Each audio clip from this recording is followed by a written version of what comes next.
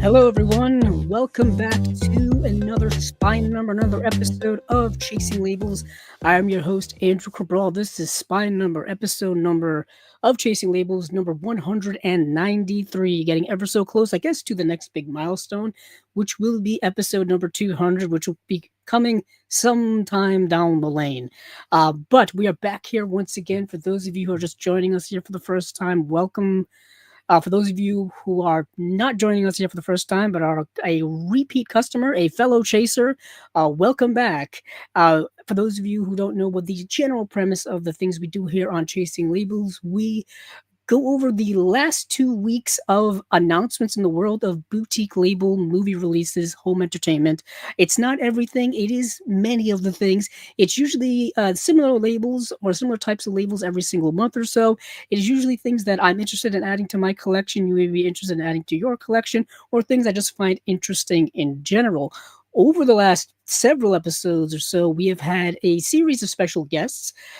We've had a series of special guests from Australia, but now we are back here stateside. We're back here in the local, well, not local, but at least in the same continent, in the same country. We have someone who has been here on Chasing Labels before, but not this show specifically. But I believe he was here on the Unwatched pile earlier on this year. But he will, of course, mention all of that. Of course, also mention what all of the things he does. And that is KB Loves Movies. KB, welcome to Chasing Labels. Welcome. Glad to have you. Thank you, Andrew. It's nice to be an official chaser now. Yes. The name is slowly catching on. That's my goal. Yes, to have that catch on with people. But what is it? What is it? Please introduce yourself if people don't know who you are already, because maybe some people have not watched the Unwatched pile. KB Loves Movies. I've been on my YouTube channel for about 4 years now, and it kind of mutated or evolved, depending on how you want to see it, from a here's what I got and here's what I saw kind of movie channel to really my true passion, and that is finding other movie lovers. I don't care if you go to the cinema, you stream, you DVD and VHS, or it has to be on 4K, slip or no slip, steel books, doesn't matter. You have a passion for movies, and so do I. So we want to discuss it, and I have this series called The Conversation, and it's just about discussing movies with other great movie lovers. So you are due up pretty soon, my friend. So we need to schedule thank you for on the there. Official invite here, right on the spot. No pressure at all. We'll make it happen. And yet, like I mentioned, you were on the Unwatched pile earlier on in the year, and I think I missed that episode because I caught some type of flu or some type of cold, and I was bedridden for like at least a day or two, and I just couldn't move or process things, so I missed that episode, and I was sick for about a week. And this must have been during the winter months. The winter months are always like down in doldry for me. It's always like sickness and cold weather and dark days. So I missed that, but I'm glad I got to have you on here so that I get to meet you and all that kind of stuff. But yeah, we will of course be getting into, like I said, the release announcements for the last 2 weeks or so. Today, Criterion did drop their announcements. We will be including that in today's lineup. I don't even think it's in the official list below of all of the stuff we talk about here, but just pretend to add it on in your mind for those of you watching and listening. We will actually be starting out with that, but speaking of the Unwatched pile, we'll be having a new episode coming up this weekend of the Unwatched pile, so please stay tuned for that. We just did our most recent Unwatched pile recently as well. We did a couple of Criterion reviews where we reviewed 2 of the Criterion releases that come out ironically this month. One was Desperate Living by John Waters. The other one was Hairspray by John Waters. And I guess keeping in the Criterion theme of things, from what I've heard, the Criterion Barnes & Noble sale, which happens twice yearly, will be either on June 27th or July 5th. That's the 2 dates I keep hearing. So really soon. It's I'm hearing also like a possibility of that Friday, which I believe is the 26th. okay. Yeah, That would make more sense. yeah. Because it is typically either the last Friday of June or the first Friday in July. That seems to Mm-hmm. be what the pattern of the last few years. It changes a little bit every year. It used Yeah. to be strictly July and strictly November, but now they've kind of changed things a little bit. But either way, it is coming up soon, and during that sale, all of the June titles will be included in it, as well as the July titles. Unfortunately, I think the stuff we're talking about today will not be included, but that, I guess, will be for the November portion of the sale, if indeed it does still happen. I still always have that little insecurity that they're just going to end up M- canceling these Me sales. too. Me too. I was just about to say, I'm glad they're still having it, from getting inside scoops from Barnes and Noble employees. Hmm. They're preparing for it, so that means it's happening. But it's usually around June and October. I'm like, this is going to be the time. We're not going to have it anymore. They're going to take it from us. So Yeah, I'm always looking forward to the sale because besides that and the Criterion flash sales, that's when I purchase the most of my titles. same here. July portion is really used to be the time where I used to really load up on titles. I'm talking like Hmm. 20, sometimes 30 titles. One time, Steven and I had like a battle back and forth of who could buy more titles in September. Speaking of which, he will be joining us here for the Criterion announcements very, very soon. Actually, I'll probably make that transition now. So um let me add the Criterion titles here in the screen on screen stuff, and then I guess add Steven here as well. And here he is. Oh, oh. Don't adjust your dial. This is not something crazy. It's a little blast from the past. What's up, guys? Hey, Hey, hey, KB, and how's it going? pretty good. I'm really happy about these announcements today, specifically one title that I'll be talking about. Because if you know me, I'm a big fan of this filmmaker, and every time I talk about Criterion, I say, "Where the hell is more Satyajit Ray?" I mean, like I've been waiting, and finally, this is out, and I hope we don't have to wait too much longer after this to get even more. So we'll get to it. Yeah, because um the last, I think, Satyajit Ray film came out in 2021, which was Devi, if I do recall. Yeah. I mean, Wow. I'll take a look over. 5 years, guys. Yeah, it's That's been about 5 years. And what is interesting is I think about a year ago, this specific title was announced that they had done a restoration and they were exhibiting it theatrically, like around the country, around the world, different festivals, different exhibitions. We do have some comments here. Um, I've been doing them behind yeah, the scenes. So yeah, yeah. Paul Berryman, who was one of our guests from Australia, he's here. The Disconnected, Ryan over there, he's on here. Josie's here as well, with a whole list of movies and such. Um, yeah, she watched a bunch of things. Hello, Andrew and KB. New watches for her was Roger and Me. That's the Michael Moore documentary, I think. yeah, From 1989, Serial Mom, John great Oh, Waters, one. great. Beautiful Thing from '01. But I'm a Cheerleader, appropriately for Pride Month. That movie's actually getting a 4K upgrade now. It I took love it. years for that movie just to get a Blu-ray release. Now it's getting a 4K of it.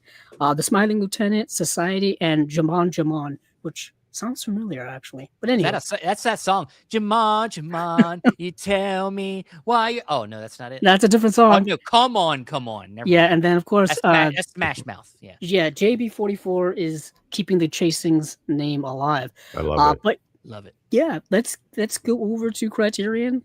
Let's jump right into it. Stephen, why you're here is for this movie here, Days and Nights in the Forest.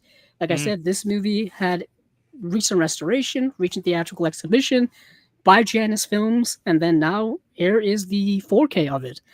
So, Stephen, I think you're the only one of us who's actually seen the movie, right? Maybe, yeah. Yeah. Okay. Yeah. So not that long ago, I actually got a chance to see this at a local art house theater. It was like last minute. I noticed it. It was on its last day at this theater. I missed it the whole weekend, and for some reason, I guess the world was trying to draw me in, saying, "Stephen, you love Satyajit Ray. Why have you noticed the screening here?" And so like it came across my feed. And it had a showtime that I could make. I had to like get somebody to watch my kid all last minute. And then I went and saw this movie. Only one in the theater, unfortunately. But it was fantastic. I mean, and it's almost a joke. It's not surprising. It's like every time I find another Satyajit Ray movie that I can see, they're all like near masterpieces, if not masterpieces. Like, I don't know what it was about this guy that he's so fucking good. But it's still it's bewildering to me that he's not talked about more, like as like on the like Mount Rushmore of all time great filmmakers. I guess it's just the accessibility to his films, but Criterion makes a good handful of them accessible. It needs to get more out there. So this is a really good one. This one is more of like it almost is like him trying to do a road comedy. And then a group of friends, they go off to like stay in this like small town, kind of a retreat kind of thing. And the movie kind of deconstructs the idea of like something like after I saw it, I was thinking first of The Hangover. I know that seems like a weird comp, but like The Hangover, if the focus is on the men and how much they're fucking up, like that's the movie. The movie really focuses on kind of male archetypes and like deconstructing, like, you know, there's like a particular one in the group that has just went through a bad breakup. And he's sitting here like trying to find ways to blame her. But by the end of the story, you kind of he starts to understand that maybe it was him. Like things like just really kind of deconstructing different type of male archetypes in the movie. And I think it's just another movie of his many great films that he just finds a way to take sometimes the simplest of stories and get like the most out of it. Yeah. I mean, I could go on and on, but yeah. Anything to say about it? I would say, KB, are you familiar with Satyajit Ray's work and things like that? Yeah, only through the Criterion Collection. And just to go back to what Stephen was saying, there's a lot of directors that have notoriety and accessibility because of Criterion. So I don't think someone like Fuller would be as known and popular today with film scholars and collectors and so forth, if not for the Criterion Collection. So, you know, you think of the trilogy, the I+II trilogy, and so on. I think that's where people may know Ray's work, but there's so much that's not on there that, you know, something like this is a big deal. So hopefully it's just the beginning of more things. Maybe they're working with the estate, the Ray estate, to get more things. So hopefully it is. I just like when we get older films, especially black and white films, with fresh restorations. So it's not some digital upscaling or something like that. So they got the original negative and they went back and they did a full 4K scale and restoration. So I love to see that.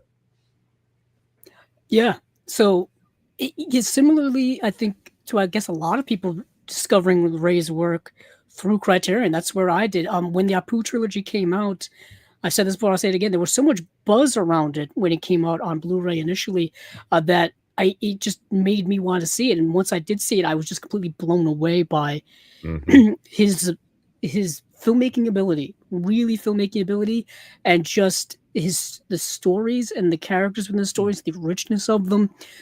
Even to this day, I think the most watched video on Chasing Labels is the Blu-ray review I did of Satyajit Ray's I+II trilogy on Blu-ray years ago. I did it years and years ago. And it continues to get comments. It still gets comments, it still gets views. And I guess, you know, it just found an audience. And then, of course, since then, Criterion has put out quite a few more of his movies on Blu-ray. Things like The Big City, Charulata, The Hero. There is an Eclipse series set as well, and hopefully maybe those movies will get Blu-ray releases sometime soon. They're doing stuff with Eclipse now, which I find very interesting. The Music Room as well. What's interesting is The Music Room is actually like one of the closest movies he made to what we consider a Bollywood film. The thing is, the difference between Ray and a lot of his other, I guess, Indian filmmaking contemporaries, his movies didn't feel like Bollywood. They felt Western. They felt like, you know, Hollywood type of movies. Sure. A lot of reason, I think, because he was influenced by Jean Renoir. I think he worked on, or he was at least around the production when Jean Renoir did his movie, I think The River, in India. Yeah. I think it was the river. Let me check genre. No, Knowledge. I think you're right. Yeah, I'm pretty sure you're right. this is gonna drive me crazy. But And he's yeah, the river. he's definitely a filmmaker that was even influenced by a lot of American films. Yeah. He was definitely and I would say I think the tell of a really great director, and I think this is his biggest gift, is that he knows how his cinematic language is like top tier. Like, it's to be a great filmmaker, I think you have to know how to tell stories and through visuals. Like, it's not just about exposition, like too much exposition. We always talk about it like that. Exposition dumps is a negative thing. We don't like it, but it's the visual storytelling and the way he's able to invoke emotion and invoke themes and things through just how he shoots his films and how he gets performances out of his actors is his gift. That's why he's so good. And it's like he was naturally gifted because I don't think he had any formal training or anything. He just loved the things he saw and wanted to try to do it. So like, yeah, I mean, he's just, I'm just blown away every time I see something. And when I got done with this film, it's like, he did it again. Like, and there's so many that are in the 60s and 70s that we still have not gotten proper restorations yet. So like, I'm excited. Like, I'm excited for more. I do think that they are working with the estate. I believe Criterion does have like connections with the estate and have probably just a lot of work to do probably on these. I think, you know, like you said, the Apu trilogy was almost lost. Like, yeah, that is another thing, is that the elements for a lot of these movies are probably in pretty rough shape. I remember watching Devi way before this Blu-ray came out. I don't even know if maybe it was on DVD, but it was in rough shape. And to the point where like it's almost unwatchably like bad in terms of quality. So they must do like miracle working in order to restore a lot of these movies, because you know, back then, you know, they didn't properly store Hollywood movies, let alone Indian films, you know, from overseas.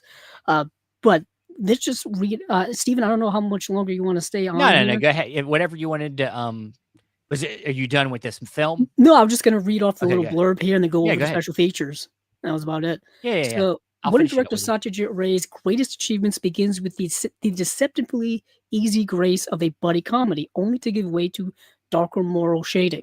Seeking a weekend escape from the city, four friends from Kolkata embark on a driving trip to the countryside, where their urban entitlement and prejudice are gradually exposed. Among these young bachelors is the overconfident Ashim, who is Sumitra Chatterjee, who I think is he's Ray regular. He's a staple of. I mean, he's a poo when he gets older. You know, gotcha. Who finds his self-assurance shaken by Aparna, the radiant Sharmila Tagore, and an enigmatic young woman whose cool intellect conceals trivial and emotional depths, filmed luminously amid the sound-dappled splendor of the woodlands of India's Palamu region. Days and Nights in the Forest deconstructs the masculine ego and India's fraught class divisions with elegant complexity. If you know Ray's films, he really touches on classism a lot, touches on gender issues a lot, specifically within Indian society. We've seen that a lot with like Charulata and The Big City and things like that. He very much is, and that's also like he takes big swings because like in the Bengali society, women were a lot of times traditionally very patriarchal, and he makes these movies about women taking control and like becoming like specifically Big City, where she has to like step in and become the breadwinner of the family to save the family from going into, you know, deeper holes. Deeper impoverished holes. And that it almost becomes like a social commentary on what's going on. Yeah, for sure. Yeah. And I was saying that is something that I think is not only specific to Indian society, but I think it's specific to just the world in general in the 20th century, the changing of gender roles when it comes to men and women in relationships, marriages, and things like that. You know, obviously here in the United States, there was a huge, you know, feminist women liberation movement going on in the 60s and 70s. And even to this day, there's a lot of fights for rights and things like that and whatnot. But in terms of special features here, let's see what we have. Let me go back over to Days and Nights. New 4K digital restoration undertaken by the Film Foundation World Cinema Project Lemagin Ritrovata in collaboration with the Film Heritage Foundation, Janus Films, and the Criterion Collection with uncompressed monaural soundtrack. One 4K disc, one Blu-ray disc with the special features. Intro by filmmaker Wes Anderson. I'm glad they mentioned that because this sounds a lot like the Darjeeling Limited. Yes. It sounded so much like the Darjeeling Limited. Road trip, someone's dealing with the breakup, the Jason Schwartzman character, if you've seen. Oh, it was, I forget the name of the short film that's like a prequel to Darjeeling Limited with Natalie Portman. Yeah. It's, it's like Hotel Chevalier. I think it's called Hotel Chevalier. That sounds about right, yeah. It's on the disc. Whether you have the big old briefcase set they've got now or just the regular Darjeeling Limited, it's in there as a special feature. But making of program featuring new and archival interviews with director Satyajit Ray, actors Sharmila Tagore, Robi Ghosh, and cinematographer Sumendu Roy. And then conversation about Ray and the filmmaker's restoration featuring Anderson, Tagore, Film Heritage Foundation founder Savandra Singh, Doom Kapoor, and then a trailer, English subtitles, of course. Available in 4K, available on Blu-ray, even available on DVD if you so choose to. Coming out September 29th. So that is it for Days and Nights and Weekends. Steven, I don't know if you're leaving us now. Yeah, I'll go ahead and leave you. So, because that's my end of my expertise on this particular slate. Because I haven't seen any. I mean, I have Showa on Blu-ray over there, and I know this is just kind of being re-brought back in. I'm glad you mentioned that because I'm going to mention that this is kind of just a reissue of the same edition that's already available. Yeah, they must have had a lapse in license and had to take a break on it. Yeah. So, but yeah, that is it. The last word on Days and Nights in the Forest is, he, like I said, all-time great filmmaker. Please, if this is your first time, the first thing you're thinking of buying of his, go ahead. It's a great start. Hey, Satyajit Ray also does the music for a lot of his movies. I believe he does the music for this film as well. So he's just like he does everything, dude. He's that type of auteur filmmaker that really takes hold of his whole project and it's all him. So yeah. But thanks guys for having me tonight. Have fun. KB, I'll see you around. Andrew, Good to see you. I'll see you soon. So yes, indeed. Okay. Later, man. Bye. Bye. Okay. So I guess we will continue on with the next title here, which I think is a collection from a specific director. 3 films by Leos Carax. Now, if I remember correctly, Leos Carax directed the movie Holy Motors, which I think it may be the only movie of his I've seen. Yeah. And yeah, so let me read through this. So, burning with stylistic freedom, the first 3 features by Leos Carax are cinema at its most ecstatically sensorial and deliriously romantic. That's very descriptive. Built around virtuosic, intensely physical performances from Denny Levant as 3 different characters named Alex. These tales of outsiders, criminals, and doomed lovers living on the edge blaze with the whirlwind abandon of youth and the thrilling highs and torturous lows of all-consuming passion. Love letters to the city of Paris, with its streets transformed by cinematographer Jean-Yves Escoffier into expressive dreamscapes. These 3 films erupt in the moment of anarchic euphoria that fuse sound, image to heart-stopping effect. And the movies are Boy Meets Girl, Mauvais Song, and The Lovers on the Bridge. Now, I haven't gotten to see any of these because this was just announced today. But KB, do you have any familiarity with this director and his work? Like I said, I think I've only seen Holy Motors. Yeah, I'm looking right now. I think Holy Motors is the only one that I have seen. And apparently it was before I got my Letterboxd account because it's not faded. But no, that happens to me too. Yeah, I'm looking through the filmography. I'm not familiar with any other ones, but in a situation like this, I always wait to see what other people are saying and look for like recommendations for future, or like I tell people on my channel, if you're unsure and you have access to the channel, the Criterion channel, watch it there first. You know that something's coming out this coming month or next month. If it's currently available on there, watch it on there. If it's something that you realize, hey, I'm going to be able to I probably want to watch this again. Go ahead and add it to your wish list for upcoming purchase. Yeah. Let me see. I think, yeah, if you can find these to watch, who knows if you can. But like I said, I like to familiarize, at least if I know the director's other work, or I've seen a film from his. Hmm. Chances are maybe I'll take a flyer on it down the line, specifically if it's during the sale. You know what I mean? If it's something that's on sale, I'll take a flyer on it, listen to what other people are saying about it. I really liked Holy Motors a lot. Like that movie's my type of vibe. Hmm. Art house, avant garde, surreal. Um, doesn't really make a lot of sense. That there's not really a plot into the movie. It's Yeah, it's just a mind melding effect of a movie. If that's kind of Leo's character's vibe when he does in his movies, chances hmm, are I'm going to like it. So I'm probably going to check these movies out relatively soon. But in the meantime, here let's at least take a look at what the special features are. Scrolling all the way down here, so there's a new 4K digital restoration with uncompressed binaural. Um, Soundtracks for Boy Meets Girl and Mauvais Song, and a 5.1 DTS surround master audio for Lovers on the Bridge. And then uh, there's three UHD discs and three Blu-rays with the films and special features. It's Not About Me, a self-portrait film by director Leo Carax, new interviews with actor Denny Levant and editor Nelly Quetier, I guess. New video essay on the cinematography of Jean-Yves Escoffier. Meet the filmmaker Leo Carax, a Criterion Channel original interview. Those are really great. For I those of you like who have the those. Criterion Channel, those are excellent. Yeah, Um, and then we have Mr. X, a vision of Leo's Carax, a documentary on Carax's work.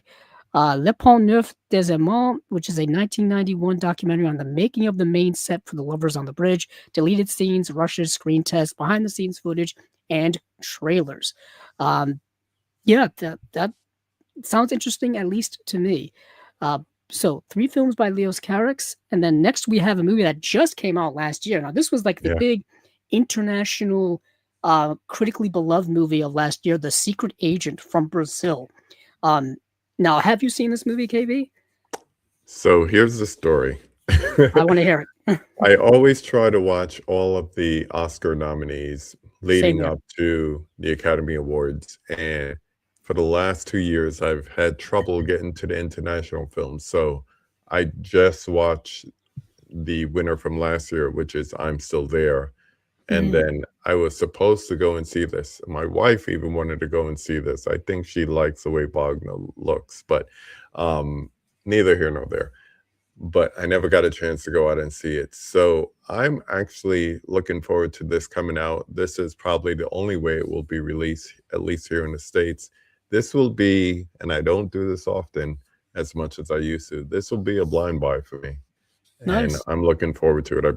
I think if a movie is good enough to be nominated and put into a high esteem, as they're looking at it for a possible Best Picture winner, then it's probably worth checking out. And the main reason is, one, to watch a film, and then two, for any features that might be on the disc as well. Yeah.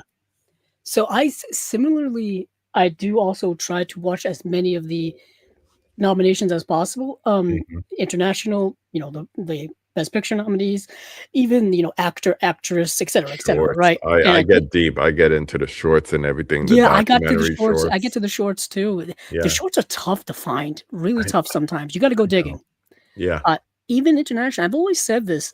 Um, every single year it feels like the Academy. I'm going off a little bit of a rant here. They're trying to find new and interesting ways to get people to watch the telecast. They want to get the yeah, ratings, to get the ad money, all this kind of stuff, right? And I'm like, tell the companies, that put these movies out, to make them accessible, easier to people to watch. You know what I mean? Have them being in the theaters longer, have them have more promotion, have them get to streaming faster, all this kind of stuff, have them get to physical media faster, yeah, whatever the case may be. Because people want to watch these movies. Like you said, sometimes they have a very limited time to do so. Like it'll be in your local indie theater for like 2 weeks or whatever, or a week. And if you miss it, you miss it. You gotta yeah. wait. You gotta wait for it to either come to streaming or to rent or to buy it here. But this movie here, I remember when this premiered, I think at the Cannes Film Festival last year, And I think Wagner Moura won the Best Actor at Cannes, and I was like, okay, this is interesting because he Serious. was in a previous movie. Why am I blanking on it? I don't know, but he was critically acclaimed for that film too. People probably know him most specifically for being Pablo Escobar in Narcos on Netflix. That Hmm. was where people really noticed him. But since then, he's become kind of a bit of an international star, making Brazilian films, and a lot of Brazilian films do not get worldwide acclaim or notice. But this film did. Like you said, this film and Sentimental Value were the two big Yeah, international hits, I feel like, last year. And there was the Jafar Panahi film from Iran as well, which won which is the also Palme coming d'Or, out soon.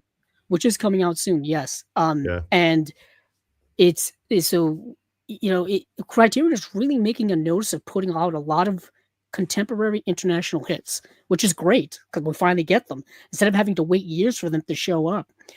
But this movie here stars Wagner Moura, and it says, with an electrifying blend of kinetic punch and elegiac historical sweep, Kleber Mendonça Filho connects life under Brazil's 20th century military dictatorship to the living present, delivering a kaleidoscope period thriller pulsing with resonance. In 1977, under the alias Armando, a man, Wagner Moura, arrives in the city of Recife to try to make a fresh start with his young son. However, the threat of violence immediately encroaches, while around him swirl corrupt cops, grimy hitmen, haunted exiles, and a wild urban legend that ignites a public frenzy. Continually spinning off its temporal and narrative axes, the secret agent unfurls an epic canvas teeming with life and love for those who refuse to submit to systems of oppression. Now, I didn't really know this, but for quite a while, Brazil, the country of Brazil, was under a Hmm. communist regime that was very oppressive. Yeah. Not only was it oppressive, but it was incredibly cruel. And basically, any political, um, opposition was dealt with very cruelly in terms of making people disappear in the most literal way, Yeah. to which they're kind of uncovering a lot of these buried truths from decades in the past. I didn't know a lot about that, and that ran from, I think, the 70s and 80s.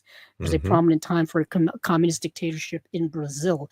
I made mention of this recently. One of my many doctors is Brazilian, from Brazil, and sometimes we talk about movies from Brazil just randomly. We talked about this film here, as well as the film previously from Brazil that was a big hit, and she talked about how, like, yeah, her family grew up during that time or lived during that time in Brazil, and how heavy it was, and it's just absolutely fascinating how a lot of these political, you know information was kind of just kept under wraps for so many decades, and we're Yeah. learning a lot of this now through movies, documentaries, and just life in general. But yeah, this movie is all about kind of living within that stifling regime during that time. The Wagner Moura character, it's it, it's hinted at, revealed that he was involved in political opposition, protesting and stuff like that, and he's been on the run, and now he's coming out from hiding because he wants to have a connection with his son. But of course, coming out from hiding bring back a lot of can bring back a lot of old enemies and old grudges, and Yeah. the past can come back to get you. And this movie's dealing with the past and present and the relationship between the two. Really great film. Yeah. Excellent film. Great performance by Wagner Moura. But I would say yeah, between this and the Oscar winner from the year before, I'm Still Here. It'd be a yeah, great way for people to understand what was going on back in Brazil during those times, because yeah. both I'm still movies here. touch upon it. I'm still here is a heavy movie. Really, really is. And that movie didn't. I don't know if it got a release here or if it got a I had to release. watch it on streaming. I don't know I if it got a release. Yeah, I know it got a Blu-ray release overseas in the UK. Let's see. Yeah, I'm still here. Oh, it got a Sony Pictures Classics release. So it got a Blu-ray release from That makes Sony back in sense. December. Yeah. I have to track that down. But yeah, so that's something that's definitely have to track that down to add to the collection, because that movie's definitely worth owning. Like, it's it's so good that it's worth owning. And as well as this movie is here. But let's get into the special features. New 4K digital master approved by the director Kleber Mandanza Filho. This is a brand new movie, so I'm assuming it's going to look amazing. There's one 4K disc that does have Dolby Vision and 2 Blu-rays with the film and special features. Pictures of Ghosts from 2023, a companion film by Mandanza Filho. Making of documentary featuring interviews with Mandanza Filho, actor Wagner Moura, and other members of the cast and crew. Do interview with director of photography Evgenia, Alexandrova, and sound mixer Cyril Holtz. New video essay featuring Mandanza Filho, deleted scenes, archival material that inspired the film, with commentary by Mandanza Filho, trailer, and then English subtitles, of course. Available on 4K, Blu-ray, and DVD. DVD is still the biggest seller in terms of physical media. Yeah. 2026, they're still going strong. I know why too. I mean, you walk into any modern library that has like a media section, they can't afford to buy Blu-rays and 4Ks all the time. So if a movie's on DVD, it's in that library. Yeah. DVDs are, with the arrival of Blu-ray and then now 4K, DVDs have become, cheaper in terms of the market, and just people are just more used to them, I guess. And it's a lot of mindset where, like, you, me, Steven, other people watching and listening, we're movie connoisseurs, we're movie collectors. We want the movies to look the best, sound the best exposition. Normally, people don't really care about those things. They just want to watch the movie. So DVD I live with someone like that. So yes. Yeah, and I was actually just talking the other day with Ryan from the Disconnected in terms of like where people buy their movies these days, and I was just talking about how it's Walmart or Barnes and Noble that tend to be the sentiment for a lot of people, and typically those places sell a lot of DVDs. Typically just DVDs, especially Walmart. I was talking with Steven, who was just here the other day, like even more recent new releases, like Sam Raimi Sent Help, was only available on DVD from all of my local Walmarts. Like they never put out the 4Ks at all. They just put them out, just put out the DVDs. And it was just like, that's not a help to me. Like I would buy it if you had it. That's the sentiment I'm going with. But if you don't have it, they're just going to sit there. But moving on from The Secret Agent, we have another newer movie in Nouvelle Vague. This is from an old friend of many of a cinephile out there, Richard Linklater. This is one of 2 movies he put out last year. His other movie actually got released. Was it Blue Moon? Got released from another company. And I thought Blue Moon was better than Nouvelle Vague, but that's just me. I kind of connected with that movie a lot more. Yeah, Blue Moon, I think got a Sony Pictures Classics release as well. This is all coming back to me now as things I have to add to my collection. But Nouvelle Vague, this is a movie about the making of the seminal French New Wave classic, Breathless. And it's done so with, of course, modern actors and modern filmmaking techniques, but it's shot completely in black and white, shot as a period piece, premiered at Cannes last year. I remember a lot of people buzzing about it. You have to be a big fan of Breathless and the Nouvelle Vague and French New Wave and French cinema to really appreciate this movie. This is as inside baseball as you can get as a cinephile. So, KB Movies, was this one that you got to see last year? I did not. I actually did not hear about it until they were on Elvis Mitchell's YouTube channel, and they were talking about it. Zoe Douche was on there, and she was talking about being a part of it. And it's funny, I have a son, and his favorite movie of all things is Breathless, and actually showed it to his girlfriend when they started dating and everything. And I was like, as soon as I found out about this movie, I said, this movie needs to come out on physical soon so I can show it to him, and maybe he could show it to her if she's that interested in it. But another blind buy, I'm gonna get in, then I'm gonna lend it to him, or at least lend him the Blu-ray part. I think he most definitely would appreciate it, because there's scenes in this movie, especially if you're familiar with French cinema at the time. I think I mentioned this before, where they walk into the Cahiers du Cinéma, the French film magazine at the time, and everybody working there is all like big time French names that you'll remember. It's like it's like everybody. Like Claude Chabrol, it's Agnes Varda walks in, Jacques Demy walks in. That's so eh, cool. yeah, like it's supposed to meeting like Jean-Pierre Melville to have to get him to come and be in the movie. I mean, it's like everybody. It's like the Avengers of French New Wave filmmakers are all there, and it's like wow. And they put like name, like there'll be like titles that come like, oh, this is this person, this is that person, and it's really cool to see that they were all together at that time in France, and they were all lovers of movies, and they all kind of put their criticism to practice. You know what I mean? I know a lot of film critics get criticized themselves for, if you think this is so easy, then you do it yourself. And a lot of them did end up, getting up off the desk and making movies themselves and making all-time great films, like Truffaut and stuff like that. It's really an interesting look at the making of process, specifically also of Breathless and the French New Wave, the guerrilla style indie form of filmmaking that was done at that time, really breaking all of the rules of filmmaking.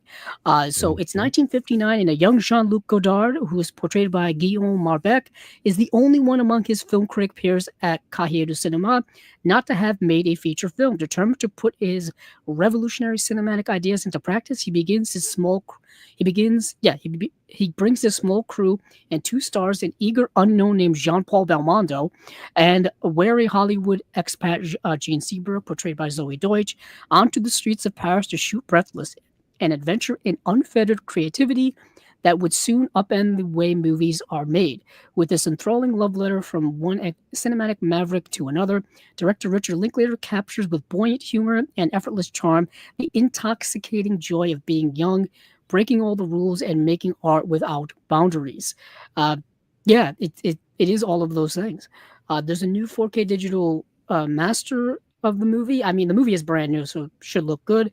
There's a 1 4K disc and 1 Blu-ray disc. Interesting, no Dolby Vision involved in it. I'm guessing that's a filmmaker specificity. New audio commentary with Richard Linklater.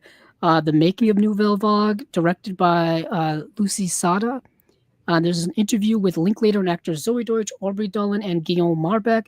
Within the Wave, an audio-visual dossier on the real-life figures depicted in the film, by Frederick Farnsmith Neme. Linklater's pre-rehearsal manifesto, read by Deutsch, list of trailers from the French New Wave films, and then the trailer, and then English subtitles, and then there's an essay booklet in there as well. So that is Nouvelle Vague. Richard Linklater, for those of you who don't know who Richard Linklater is, many of his movies can be found on the Criterion Collection, specifically the Before trilogy, which is like near and dear to my heart. I watch Before Sunset like every single year. I watch it. I used to watch it every single year on my birthday, which ironically is coming up on Wednesday, and I may renew that tradition once again just because I feel like rewatching it. There's Before Sunrise, Before Sunset, and Before Midnight. That's that box set. Of course, Boyhood was a big breakout hit for him. Dazed and Confused, I used to watch that every year as well. I had it on. I've had the Criterion DVD. I've had the Criterion Blu-ray. It is available in 4K now, which I may get eventually. Then Slacker. If you want to see a movie that breaks every rule in terms of filmmaking, is the indie film Slacker. So great. Richard Linklater is one of my all-time favorites. Many of his movies I have in my collection. Trying to think of other ones that are non-Criterion.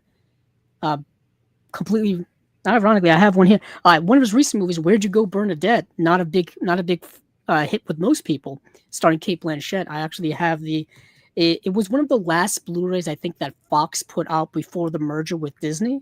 So I have that in my collection. But one of my favorites, Richard Linklater. All right. So moving on from there, let's move on from Nouvelle Vague over to. We won't spend a lot of time on this because I've never seen this. The reason being is I know how heavy this is going to be. Absolute soul-crushing 9-hour documentary on the Holocaust called Shoah. This is a legendary film. absolutely soul crushing in every way possible. And like Steven mentioned before he popped out here, this is a reissue of the same Blu-ray that has been out for many, many years. I'm assuming there was a lapse in rights issues, and now they've reacquired it and put it out. KB loves movies.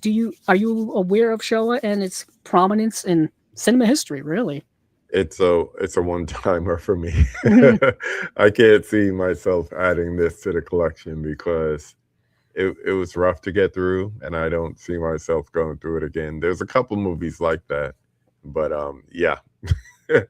It's definitely worth seeing, but oof. Yeah, there are several movies for me that are like that too, where I've seen once, maybe twice. Mhm. And there are several movies that I even have in my collection where I kind of just have them to have them. I don't know Yeah. if I'm ever going to rewatch them. Yeah. I bring this one up all the time. Ironically, it is a Criterion movie, which I don't have in my collection, and I see it at every sale, and I'm always wondering, do I ever want to buy it? It's the Inaritu film Amoris Perros, which features dog fighting in it, and I'm incredibly Mhm. sensitive to you know uh, you know a brutality when it comes to animals and specifically dogs and things like that. And there are really violent, bloody scenes in that movie Yeah. depicting of dogs. I mean, it's all fake and it's all staged and all that kind of stuff, but still, it is harrowing to see. It And I hits watched you the movie real. once, Yeah. and I just there's even scenes of it that are still burned in my brain to like I don't want to watch this again. Um, it's so that's one of them for me. But this certainly is a harrowing film. This is right up there with a lot of movies that people say is tough. What Come and See is another one that people talk about, put out by Yeah. Criterion as well. But Showa is a notoriously lengthy, like 9-hour documentary about the Holocaust. So over a decade in the making, Claude Lanzmann's 9-hour plus opus is a monumental investigation of the unthinkable. The murder of more than 6 million Jews by the Nazis using no archival footage. Lanzmann instead focuses on first person testimonies, which sometimes can be just as harrowing as actual footage. There was the really short documentary called Night and Fog that Criterion has put out as well that actually shows footage of the concentration camps afterwards. Like it's done in Mhm. the years afterwards, and that is still haunting beyond all reckoning. But these are testimonies of survivors and former Nazis, as well as other witnesses, employing a circular free associative method in assembling them. The intellectual yet emotional, overwhelming Showa is not a film about excavating the past, but an intensive portrait of the ways in which the past is always present. And it is inarguably one of the most important cinematic works of all time. Yeah. Very much so. I think one thing, specifically if you're someone who's astute when it comes to the history of people and the history of the world, grand acts of cruelty has always been part of, unfortunately, human society. And it's important to document these things and important to know about these things and to continually educate generations and generations about these things in order to hopefully fix things. And that's easier said than done. True. But this release of Showa, like I said, it's the same release that's been around for a while. I know many people probably already have it in their collection, but it's a 2K restoration of the movie, 3 additional films by director Claude Lanzmann, A Visitor from the Living from 1999, Sobibor from October 14th, 1943, 4 p.m. from 2001, and the Karski Report from 2010, conversation between Lanzmann and critic Serge Toubiana, interview with Lanzmann from 2003, and then there's an interview with Caroline Champetier, assistant camera person on Showa, and filmmaker Arnaud Desplechin. All I Had Was Nothing, from 2025, a new film. Oh wait, so maybe this is something new. A new film Yeah. by Guillaume Ribot, edited from previously unreleased footage and recounting the production of Showa. So maybe there is a new feature here. Yeah. Okay. But they kept the same spy number. That's interesting. Yeah. Yeah. That's very interesting. This is spy number 663. Hmm. There's been so many spy numbers now. I've lost way track of where we are in terms of I things. think the next movie will give you an idea. This will definitely. I was just gonna say this will definitely tell us where we're at. For those of you collecting at home, oh no, this is a Criterion Premieres release. No Oh, spy it number. is. No. Okay, So this is a new film, I think from 2025 as well. It's called Two Prosecutors. I don't know anything about it. Someone with a blood-ridden note smuggled out of a prison block on an idealistic Soviet prosecutor pushes past the jail's leery authorities to interview an elderly, broken-down Bolshevik. Uh, let's see. Condemned as a political undesirable, the young attorney, determined to expose this miscarriage of justice to the authorities in Moscow, soon finds his efforts stymied as an ever-tightening net of suspicion encircles his investigation. Set at the height of the Great Purge and drenched in the paranoia of Stalin's police state, the latest triumph from director Sergei Laznitsa is a chilling Kafkaesque thriller about the impunity of power and the matter-of-fact horrors of totalitarianism. Once again, totalitarianism, oppression, and fascism show their ugly head in film. This happens to be under, of course, the communist reign of Soviet Russia. So this is a Criterion Premieres release. So all we really get with these are one special feature: meet the filmmakers. Sergei Laznitsa, a Criterion Channel original interview, and available only on Blu-ray and DVD. Have you been getting these Criterion Premieres? I got a few. Like I think the first one I bought was EO. And the great thing about those is they're easy to get to because it's usually a lower price point compared to like the regular Blu-rays. So especially if you get it on the sale, you can easily usually during the sale, these can be found for like $15, and it's great. You get a movie that would probably never be put on physical media in any other way. And two, it's, obviously it's in HD, and you do get one special feature, and it's usually a more modern film that probably didn't play at your local cinema. I was trying to see if I had any around me, because I've got stuff piled up here on my desk, and on my couch here, and I don't have any Criterion Premieres released, but I got a bunch of other Criterion as well. But I do have EO. I managed to get EO. That movie makes me sad. I didn't realize it would be like that. Oh, it's cute, whatever. Cloud, that's another one. The Shrouds is another one. I need to rewatch that. Cronenberg's newest film. The Beast. Yeah. And then Lynch Oz. Oh yeah, the documentary that kind of connects the fact that there's like certain hints in all of David Lynch's films and connections to The Wizard of Oz. Yeah. Some more obvious than others. Specifically in his movie, the movie he did in the early 90s, which I'm completely blanking on, with Nicolas Cage and Laura Dern. Literally, Wild at Heart. Yes. Literally, like the Good Witch Glinda the Good Witch comes down out of the sky at the end and talks to them. It's very, very Wizard of Oz-esque. But let's check out the next one we've got here after Two Prosecutors, and these will be the ones that I believe are the 4K this is the 4K re-release of, quite honestly, one of the greatest movies I've ever seen, and I think one of the greatest movies ever made. I'm biased because I love Sidney Lumet, and that is 12 Angry Men. This is, I think, a Criterion staple. Criterion 101. If you're looking to start your collection, this is a good one to start with, because it will give you everything you need. Great acting, great screenplay, great filmmaking, great story, timeless themes. Excellent. One of the first Criterions I ever bought was 12 Angry Men. I was actually talking with KB before we started here. This was already released in 4K from Kino. Many of you probably got it in your collection. The difference between the Kino release and obviously the old Criterion release was probably the special features. Criterion tends to, their special features tend to be exclusive to their release. Kino is a similar fashion. But if you have that release and you're not interested in the Criterion special features, then hold on to it because it is out of print. It's out of print as of the end of 2025.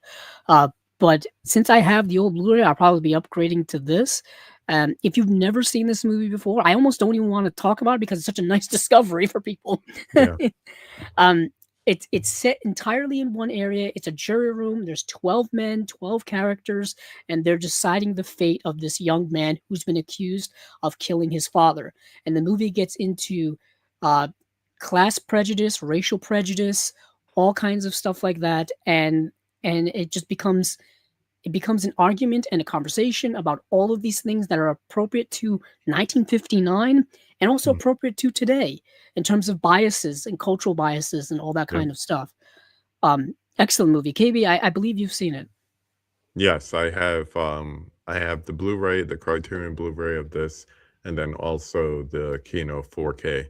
It's one of my favorite movies. It's definitely same thing. One of my early Criterions. I think this was my first Blu-ray when I started getting the Criterion Blu-rays that I upgraded to. And as far as Lumet, I'm the same way. I read Making Movies, and I just started to go back and forth and realizing, oh, he made The Wiz, something I seen when I was a kid, but he also made Serpico and Dog Day Afternoon. So he's just an amazing filmmaker, and he has a filmography to back it up. And out of all of them, this is still my favorite. Yeah. There was a run that Sidney Lumet went throughout the 70s that's pretty legendary, where Dog Day Afternoon, Serpico, The Wiz, like you mentioned, a Network as well, which just got a Criterion release too. I just watched that one. Yeah. It's so excellent. And then even into the 80s, he did some really good stuff as well. He had a nice run from the 70s into the 80s. Even his last movie, Before the Devil Knows You're Dead, with Philip Seymour Hoffman and Marissa Tomei. Marissa Tomei, but who was the other actor in it? Ethan Hawke. Philip Seymour Hoffman and Ethan Hawke play brothers in the movie. Excellent, powerful film. And it was just at that time where digital filmmaking was starting to become a thing as well. And Sidney Lumet was an early adopter of digital filmmaking. There was a special feature on it where he was like basically saying that digital filmmaking was the wave of the future. And he was right. He was right. But this release here, it has a new 4K digital restoration. I'm assuming it's the same restoration that they did for the Kino release, because the Kino release was done like 3 or so years ago. Relatively new release. One 4K disc of the movie presented with Dolby Vision is a Blu-ray with the movie as well as special features. Television version of the film from 1954, which also was directed by Franklin J. Schaffner for the series Studio One, with an introduction by Ron Simon, curator at the Paley Center for Media, production history of Touring Men from teleplay to big screen classic. And then we have archival interviews with director Sidney Lumet, interview with screenwriter Walter Bernstein about Lumet, interview with Simon about writer Reginald Rose, Tragedy in a Temporary Town from 1956, a teleplay directed by Lumet and written by Rose. Lumet actually got his start in his career doing television. So, and then there's an interview with cinematographer John Bailey about the director of photography, Boris Kaufman. So I think these are all the same special features that were on the old Blu-ray, 4K disc, Blu-ray disc, coming out in September 6th or 8th? 8th. Sorry. 8th. Okay, so that is pretty much it for Criterion. Just running these down one more time, and then we'll move on. We've got Days and Nights in the Forest from Satyajit Ray, 3 films by Leos Carax, The Secret Agent, Nouvelle Vague by Richard Linklater, the great well-known documentary Shoah, 2 Prosecutors, which is a Criterion Premieres release, and then we have 12 Angry Men. And those are our September releases from Criterion. Now let's move on to actually I'll let our guest take us where we want to go. Any particular place you want to go in terms of announcements? Let's go to the Warner Archives, because those are always interesting to me. Yeah, Warner Archive, one of my favorites. Always behind on my Warner Archive releases in terms of adding to my collection. Recently, I got a stack of 10 of these. Some of them which I still have next to me here that I have to still put on my shelf. From I think Movie Zing was having a sale. Yeah, I still have some on my desk here. I've been on a mission to collect all the Best Picture winners. I have a buddy who has officially has them all now. He was missing Coda, but now that it got an American release. So yeah, Coda took years to get a release. Finally, and they didn't promote it at all, or you kind of had to just know that it was coming out if you're a collector. It got a Blu-ray release and a 4K release. That was an Apple Plus, movie. Those are really tough to get physical media release unless they're produced by another company. We are so fortunate that we got Killers of the Flower Moon recently. I thought we would have to wait years for this to come out. The Martin Scorsese movie. I got mine here too. Nice. Yeah, But, we did a review on this as well here on the channel when it came out. This is definitely one I feel is going to be a hot seller at the upcoming sale. Yeah. Yeah, I got a stack here. I think I shared it once upon a time. Yeah, I shared it a few episodes ago. Still got all my here. I collect certain actors and actresses like, Joan Crawford and Betty Davis and Audrey Hepburn. So I went and grabbed a bunch of those, and then Judy Garland as well. That's where you find a lot of the classic actors and actresses who worked in Warner Brothers for many, many years, a contract player and stuff like that. Recently, with our friend Suzanne Boleyn, we bonded over Pump Up the Volume with Christian Slater. Great movie. Which is so great and such a hidden gem of a movie. We'll talk about Christian Slater a little bit later because a movie he was in is being put out by Second Sight. The Name of the Rose with Sean Connery that came out in like 1984, I think. So super young Christian Slater in that movie. This was some years later when he was much more popular.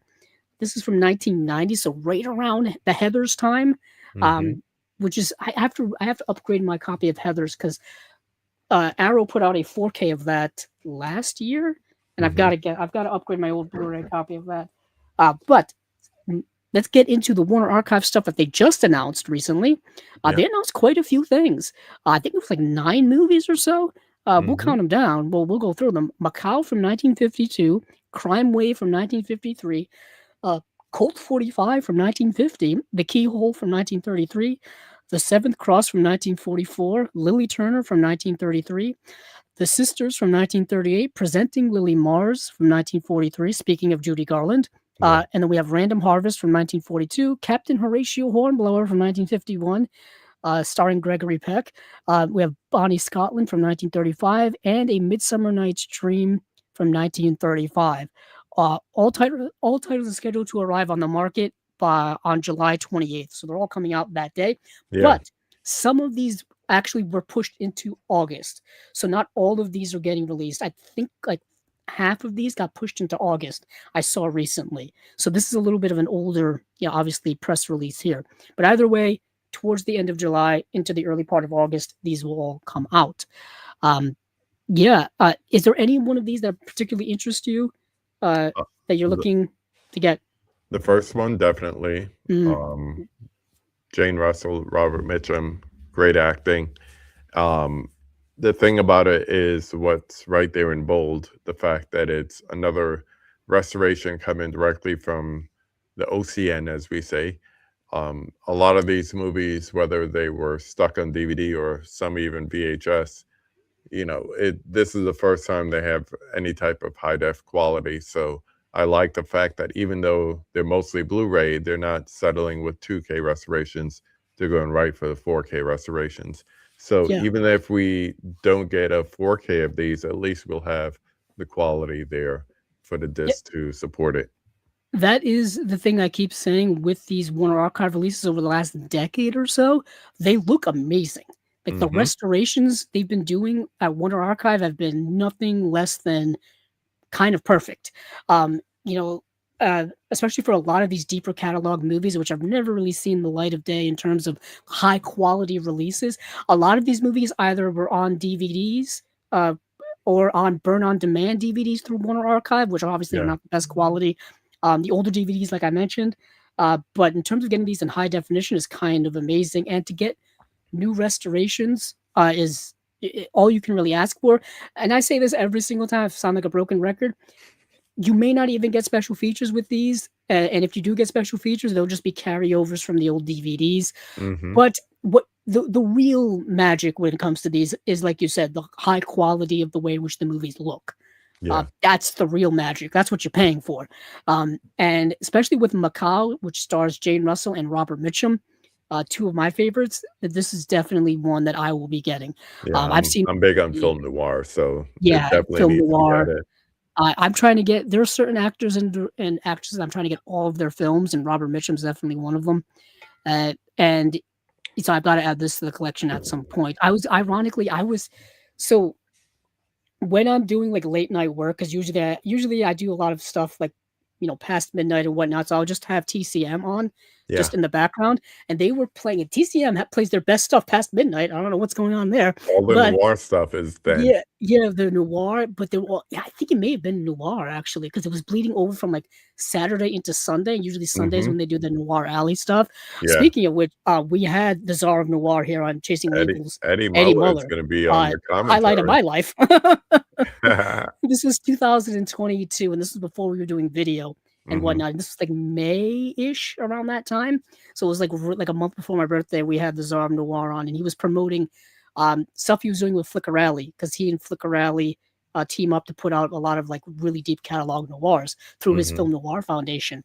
Anywho, they were playing the movie The Yakuza, the Sidney Pollack film from the Okay. 1970s. Yeah. And that's a movie that Warner Archive has put out on Blu-ray, coincidentally. And so it's like a neo-noir from the 1970s, where basically Robert Mitchum fights the Yakuza, where a friend of his, a big-time businessman, I think his daughter gets captured because he had a business deal with the Yakuza that goes south. So they capture his daughter, and he goes to his old friend, who happens to be Robert Mitchum, who I guess is like an ex-military badass guy, and is like, Hmm. "Can you get my daughter back for me?" So he goes to Japan and fights the Yakuza. It's basically Taken with Robert Wow. Mitchum in the 70s. And it's like, it's such a cool concept that I always, that's how I pitch it to people, because I don't know Yeah, how much harder you could sell a movie than that. But it was that's just on like perfect. super late at night, like 1, 2 o'clock in the morning. And it's like, that feels like the appropriate time for this. Yeah. But yeah, but this movie here, Macao, is also a film noir, and it is very, very good, starring Robert Mitchum. Back in his prime in the 1950s, I would say, not so much him with a shotgun in the 70s fighting the Yakuza. But Hmm. one of the most sizzling fusions of sex appeal of the 1950s, Jane Russell and Robert Mitchum ignite a tantalizing tale of mystery and deception. The quick pulse of the film noir begins as the three strangers arrive in Macau, the infamous Portuguese island off the south coast of China. A dangerous game of subterfuge is played out in the island's smoke-filled hotels, gambling houses, bleak streets, and docks by Nick Cochran, Julie Benson, and Lawrence Trumbull, and a host of other shady characters, none of whom are what they seem to be. Mystery and intrigue abound in this film noir. Like KB said, there's a new 4K restoration from the original camera negative. There's an audio commentary by Eddie Muller from TCM with screenwriter Stanley Rubin. Private screening with Robert Mitchum and Jane Russell with Robert Osborne, also from TCM. Yeah. And then original theatrical trailer. It's definitely one to get. Yeah. This is a TCM Blu-ray, basically. Yeah, which Yeah. is great, because um sometimes there will be a TCM special feature on a release that on the DVD, and that doesn't translate over to the Blu-ray. Like, they will have Yeah. one of the Robert Osborne intros, and it'll just not be over on the Blu-ray. I think for the Cecil B. DeMille film, um, Unconquered, there was a Robert Osborne intro that's not over on the Kino Blu-ray. I think it didn't get translated over. I'm assuming a rights issue, Yeah. probably, because TCM is owned by Warner Brothers. It's also interesting that we're covering Warner Archive, and a lot of people still still very scared that Warner Archive may go away with the new merger acquisition between Warner Brothers and Paramount. Hmm. There were similar concerns when Warner Brothers and AT&T came together, created Time Warner there for a little while. There were similar concerns when Discovery and Warner Brothers became one entity. What was it called? It's going to be irrelevant now, anyways. Discovery Warner Brothers, or Warner Brothers Discovery, whatever the combined name was. I can't It keep didn't up. go away then. It didn't go No. away then, and it may not go away now, but you just never know. Yeah. Ironically, Chasing Labels has been around through mostly all of this, and there's always been that fear of Warner Archive going away, because it's a boutique. It's the boutique label of Warner Brothers, and I don't know how much the new regime will care about putting out that catalog of Warner Brothers on physical media. Most big time right now really don't care about putting their movies out in physical media in general, let alone their old stuff. And Yeah. you don't ever know how expensive these restorations are. I Uh, think that's why we're seeing a push with more archive releases. Yeah, and I even mentioned when this whole, like, even when Netflix was gonna you know, possibly acquire Warner Brothers. You know, they're not in the game of physical media. I Oh, was like, basically, if there's Warner Brothers titles that you want, whether it be Warner Archive, whether it be mainstream titles, buy them while you can, just in case. yeah. Just in case something does happen, you'll be all set. But for other stuff on here, I did get to see actually all of these movies, but I feel like we'll be here for another hour if we go through every single one of these. And we do have other things to go through, but I do want to hit some highlights here or make mentions of some stuff. If you're a Western fan or even a fan of B Westerns, I would say B Westerns, Colt 45 is a fun one. People may also remember that Warner Archive put out the complete series of Colt 45 as well. So Colt 45 series is a loose adaptation of the Colt 45 movie, which came out in like 1950, starring Randolph Scott. This is kind of a fun B Western, if you will. And yeah, so let's see. Description: Gunsmith Steve Farrell, Randolph Scott, arrives in the town of Bonanza Flats to demonstrate the ultimate advancement in frontier weaponry, the new rapid-fire Colt 45. But when ruthless outlaw villain Brett Amrock, who's the actor Zachary Scott, deceptively steals a pair of those revolutionary revolvers, he unleashes a brutal wave of terror across the territory. Wrongfully accused of aiding the bandits, Farrell must break away from the law, track down the vicious gang, and reclaim the deadly weapons before the West is completely overrun. The classic Western vibes here. Mhm. It's kind of like Winchester 73, but nowhere near as good. Like a B version of Winchester 73. But it's a lot of fun. New 4K restoration of this movie. From the Technicolor negatives. Now, I'm always shocked when they still have Technicolor original. negatives, KB, because most of these ended up either destroyed or completely lost Wow. in time. So that's awesome to see. And there's classic WB comedy short, So You Want to Have a Party, classic WB cartoon, Hillbilly Hair, probably starring Bugs Bunny.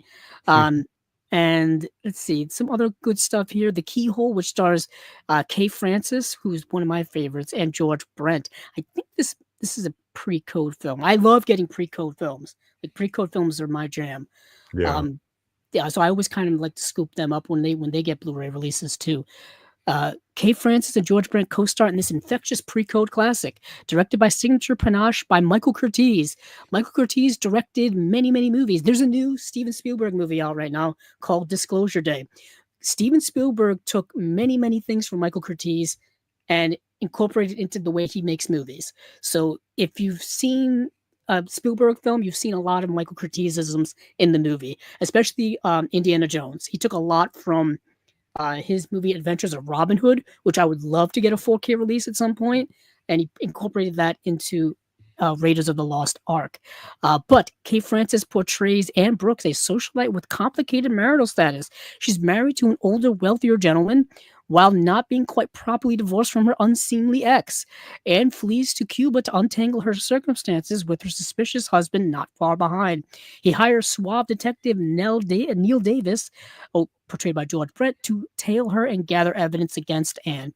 The assignment takes a steamy, unexpected turn when the investigator tries to get the goods on her, only to fall madly in love with her instead. Happens. Aboard a cruise ship bound for Cuba, this pre-code delight sails into a web of blackmail, mistaken identities, and irresistible romance.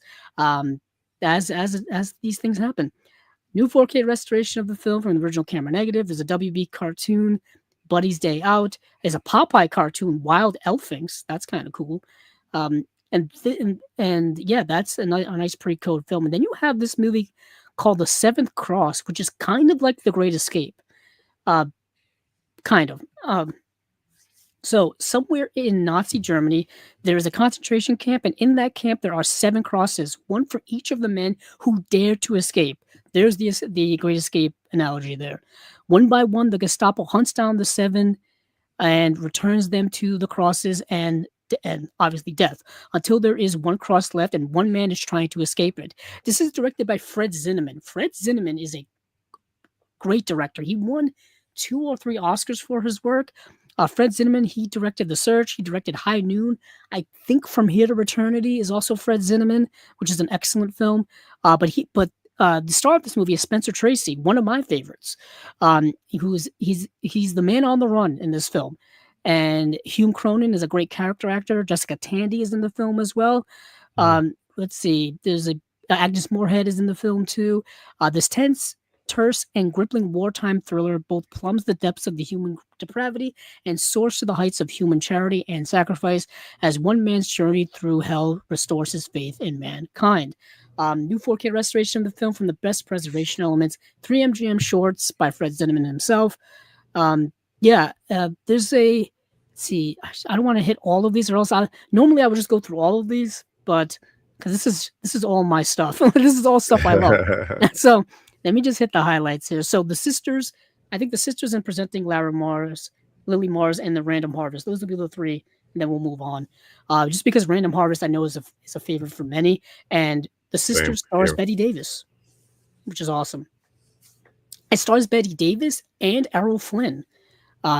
So I was delighted with this part because it was a change of pace. Quoted by Betty Davis, said about playing Louise Elliott in The Sisters. I was always challenged by a new type of person to play.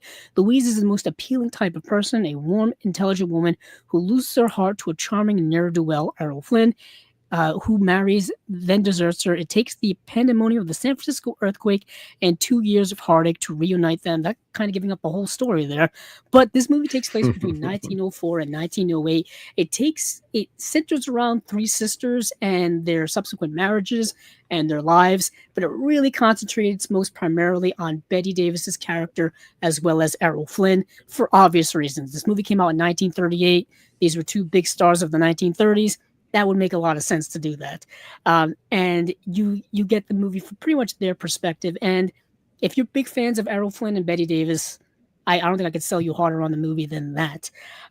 New 4K restoration of the film from the original camera negative, studio blooper reel breakdowns of 1938, Warner Brothers short, The Night Intruder, Lux Theater broadcast with Irene Dunn and David Niven. And then the original theatrical trailer. So I'm trying to get all of Betty Davis's work. For me, I love Betty Davis, especially in the 1930s. I thought she was like the best actress of the 1930s. She did a movie called Of Human Bondage, which I think is only available through an old Kino Classics release, like one of their white covers, their white slip covers. Yeah, like The Stranger, it's one of those. Yeah, exactly like The Stranger, or their release of Nosferatu, which I have too. And I think that movie's incredible. It came out in, I think, 33 or 34, and I think Betty Davis was nominated for an Oscar for it, but as a write-in candidate, which is something obviously not. They don't do it now. They don't do those things now. But she's so good in this movie called Of Human Bondage. I think she was paired up. Oh, I can't remember his name. I gotta look it up because it's gonna bother me. Excuse me for one moment as I take a sidetrack once again through movie history. What's crazy is I start looking these things up and then all of a sudden it hits me out of nowhere. I believe it's the actor who ended up Leslie Howard. That's who it is. Leslie Howard, who actually died during World War II while he was serving. He was an extraordinary actor. He was in the movie Petrified Forest, which is a film noir classic, in my opinion, with Humphrey Bogart, who played a heavy in that movie, plays the bad guy in that. But Leslie Howard was a great actor in the 1930s, but he passed away during combat in World War II. That's a whole fascinating thing, how many actors and actresses served parts in World War II. But moving on from there, we have Presenting Lily Mars. Now, this stars Judy Garland, who's one of my all-time favorites. Many people probably know Judy Garland. I don't think I have to intro Judy Garland. Famed for being Dorothy in Wizard of Oz, iconic all-time. Somewhere Over the Rainbow, all the music from that movie. It just celebrated a gargantuan release like 2 years ago, or anniversary. And it got a brand new 4K release, which I heard looks fantastic. I still have the old, I don't know if the Warner Bros. Put out those big boxes, those big collector's edition boxes. I have the 3D one. Remember when they were putting out 3D re-releases of old movies? Remember they put out like Jurassic Park in 3D, Titanic in 3D. Yeah. He started going back and putting out like The Wizard of Oz in 3D. And I just thought that was odd because I don't think it was originally exhibited in 3D. Nowadays they put it in the Sphere in Las Vegas and they add like new stuff to it and whatnot. which many people think is sacrilege, which I kind of understand. But I have an old version of that, but there's a new 4K of that. There's another 4K of it as well, which is like a steelbook edition, which comes with all kind of extras and goodies. Got to get my Wizard of Oz. Wizard of Oz was a VHS tape I had as a kid that was on a regular rotation. Same. Yeah, it was a regular thing. So I've always had Judy Garland on the mind my whole life. But presenting Judy Garland, whether singing a hot number with Bob Crosby and his orchestra or emoting a hilariously hammy version of Lady Macbeth's sleepwalking scene, Judy is a delight as a stage-struck Hoosier in this charming film based on the Booth Tarkington's novel. Lilly is certain she has the talent to light up the Great White Way. So when big producer John Thornway, portrayed by Van Heflin, visits her hometown, she expends all of the candle power of her charisma to impress him. He's not impressed. He heads back to New York City, and Lilly follows, thumbing her way east. One that she's sure is a one-way trip to an instant stardom. As a mere 20 years old, Judy Garland had already reached stardom. So this was done. I think this came out in 1944, so about 5 years after her breakout role in The Wizard of Oz, and she's playing this kind of starstruck young, like 19, 20-year-old person who wants to become a star in the theater. And it just so happens that the neighbors that she's grown up next to and the family that she knows, their son is a big-time Broadway producer portrayed by Van Heflin. Now, to me, Van Heflin, I think, is one of the most underrated actors, in my opinion. He was in this movie called Johnny Eager, where he played like Johnny Eager's like best friend, who was like this drunk poet guy who was constantly dropping wisdom to him. He won an Oscar for that movie. To this day, I want Johnny Eager on a Blu-ray release so badly. But Van Heflin is in this film, and she basically tries everything she can to impress upon this guy to put her in his next play. She starts like performing for him randomly out of nowhere. She starts harassing him. She won't leave him alone, and she even follows him to New York to try to get in this play. And the movie kind of goes from there. You can kind of understand the way the movie kind of entails after that. But Judy Garland, of course, sings and dances and performs in this movie. You're not going to have a movie in the 1940s without her doing that. Right. And she's great in the film. Van Heflin's really good in it too. The movie itself, I think, is okay. I mean, some of the conflicts in it, I think, resolve rather quickly. And I think the third act conflict kind of resolves rather quickly as well. But I'm a big fan of Judy Garland. Speaking of which, I think one of these, in the stack of these, I just got The Clock, which is coincidentally one of her more serious roles. It's a movie in which I don't believe she does any singing and dancing in it. This movie is excellent. This movie stars her and Robert Walker, where there are two people who just happen to meet while Robert Walker is on I think he's on like what's a vacation that the military people take? Like on like leave? a relief? Yeah, like a leave. He's on leave or something? Yeah, he's on leave, and they happen to meet, and they have this whirlwind type of connection and romance and something like that. And this movie is incredibly charming in that regard. These two young people kind of meeting just by happenstance. I think this was originally an MGM picture, but this is she was great. on a contract. Same thing with this one here. This is a MGM musical, so I think they have license for a lot of those old MGM titles. Well, yeah, it goes back to the deal that Ted Turner made. Speaking of what Ted Turner recently passed, Ted Turner made in the 80s to basically acquire a lot of the old MGM catalog. And that's why Warner Brothers has been putting out MGM movies on DVD, VHS, Blu-ray, 4K now for years. I just mentioned The Wizard of Oz. Wizard of Oz was an MGM film. Gone with the Wind, MGM film. Basically everything from like pre-1980s, that's an MGM film for the most part, not everything, is owned by Warner Brothers.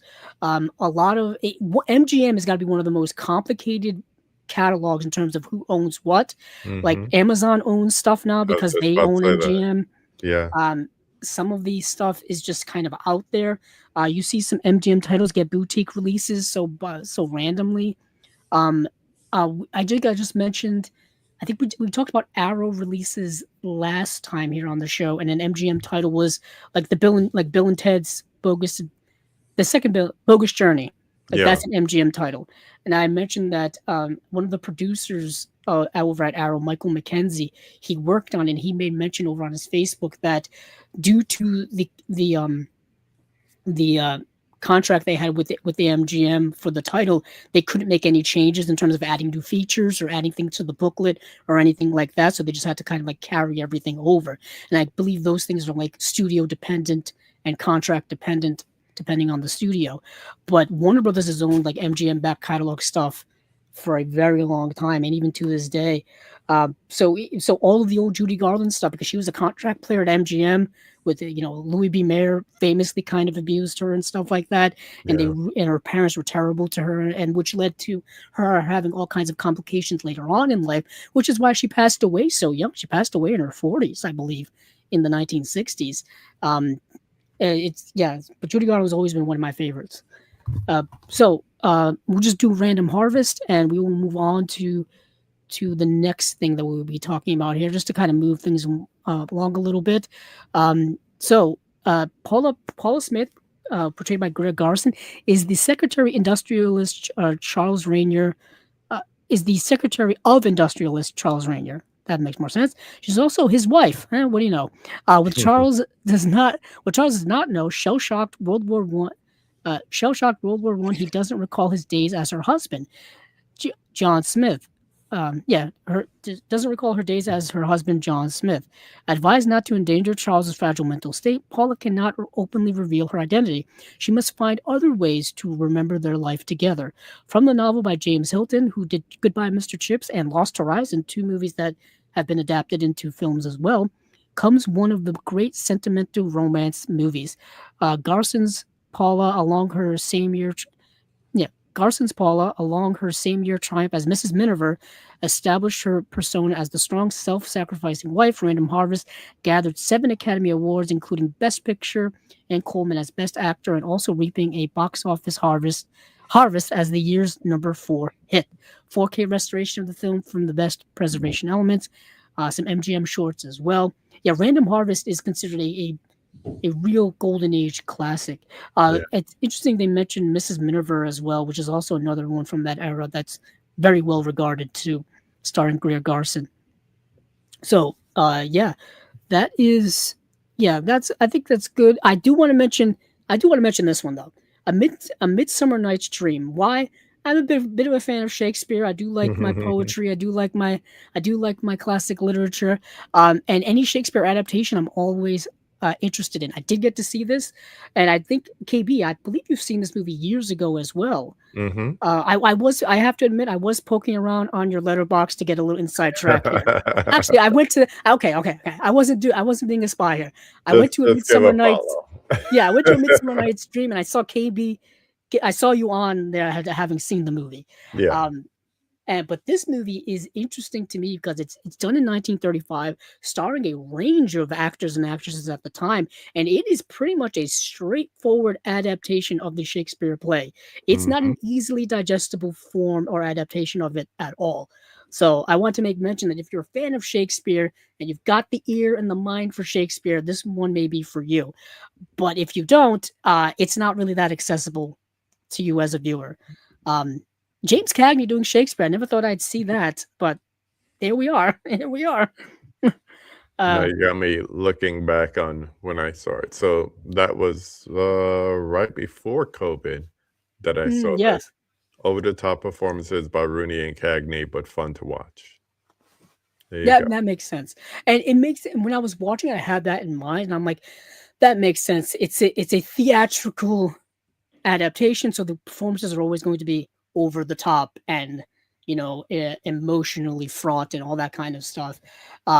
It makes sense. If you're more in line with someone like the way Kenneth Branagh adapts Shakespeare, this would be kind of more your speed, as opposed to some other forms of adaptations of Shakespeare to make it more easily digestible. Even like Baz Luhrmann's Romeo and Juliet, while it does have the language, I felt like it was a little more digestible than this one, because this one does take place in the period time. I brought this up many times, KB. So for those of you listening, it's kind of a broken record here. I love Shakespearean adaptations in other forms. Like I love when they take the story and it's adapted in different form. I always think of Akira Kurosawa's Throne of Blood, which is Macbeth with samurais. I Right. always think of 10 Things I Hate About You, which transports The Taming of the Shrew to, late 90s, early 2000s high school teenage angst setting, which I think is very digestible even to this day. It also does help that you've got people like Heath Ledger's in there and recognizable names and stuff like that. Yeah. I always like those types of adaptations, or even if you take Macbeth and set it in modern times and stuff like that. Or there was it Hamlet starring Ethan Hawke in the 90s, which was set during a modern time. That one's also really good. But then I also do like my more traditional adaptations of Shakespeare as well. I'm one of the biggest fans of the Michael Fassbender version of Macbeth that came out a few years ago, directed by was it by Kurtzman? But it was one that was done in this super surreal, almost Braveheart X style of Macbeth. Came out in I think 2015. It had Marion Cotillard as Lady Macbeth. Very surreal movie. It was Justin Kurzel. That's who it was. He directed that. I watched that movie like 3 times in 4 days. I thought it was fantastic. Yeah, Patty Considine portrays Banquo in that. Macbeth is kind of my favorite Shakespeare adaptation, so I always go to that. And I have to bring up Orson Welles' Macbeth, which is such a surreal masterpiece from an all-time master, in my opinion. But this is just me turning the show into Shakespeare Hour over here on Chasing Labels. Come, we will be reciting sonnets for the next hour. Get them out. But this version of A Midsummer Night's Dream, which has been adapted many times, has a new 4K restoration from the original camera negative and nitrate protection elements. Commentary by film historian Scott McQueen. Olivia de Havilland screen test for Danton. Vintage featurette, A Dream Comes True. Presenting a gallery of 6 teaser trailers showcasing cast members. Warner Brothers Studio Cafe teaser trailer, Warner Brothers musical short Shake Mr. Shakespeare, original theatrical trailer. And I have to say, talk about surreal elements. This movie does some camera and production work for the 1930s that is incredibly impressive. We're talking like surreal overlays of images and all kinds of stuff, some magical moments. The production of this must have been massive for the time and just for the money. Really, really excellent stuff. Some of the stars in here were, we mentioned James Cagney, but Olivia de Havilland, Dick Powell, Joey Brown. Joey Brown. We talked about some of the best. He had some great work in Something Like It Hot. Joey Brown, Something Like It Hot. But yeah, this is a kind of a big release for them, because I remember seeing this DVD all the time when I was just out hunting for movies. And that's how I saw it on DVD. yeah, it was always at Barnes and Noble. Every time I would go to Barnes and Noble for Criterions, they would have a random copy of Midsummer Night's Dream on DVD. And I was like, hopefully this movie gets a Blu-ray someday.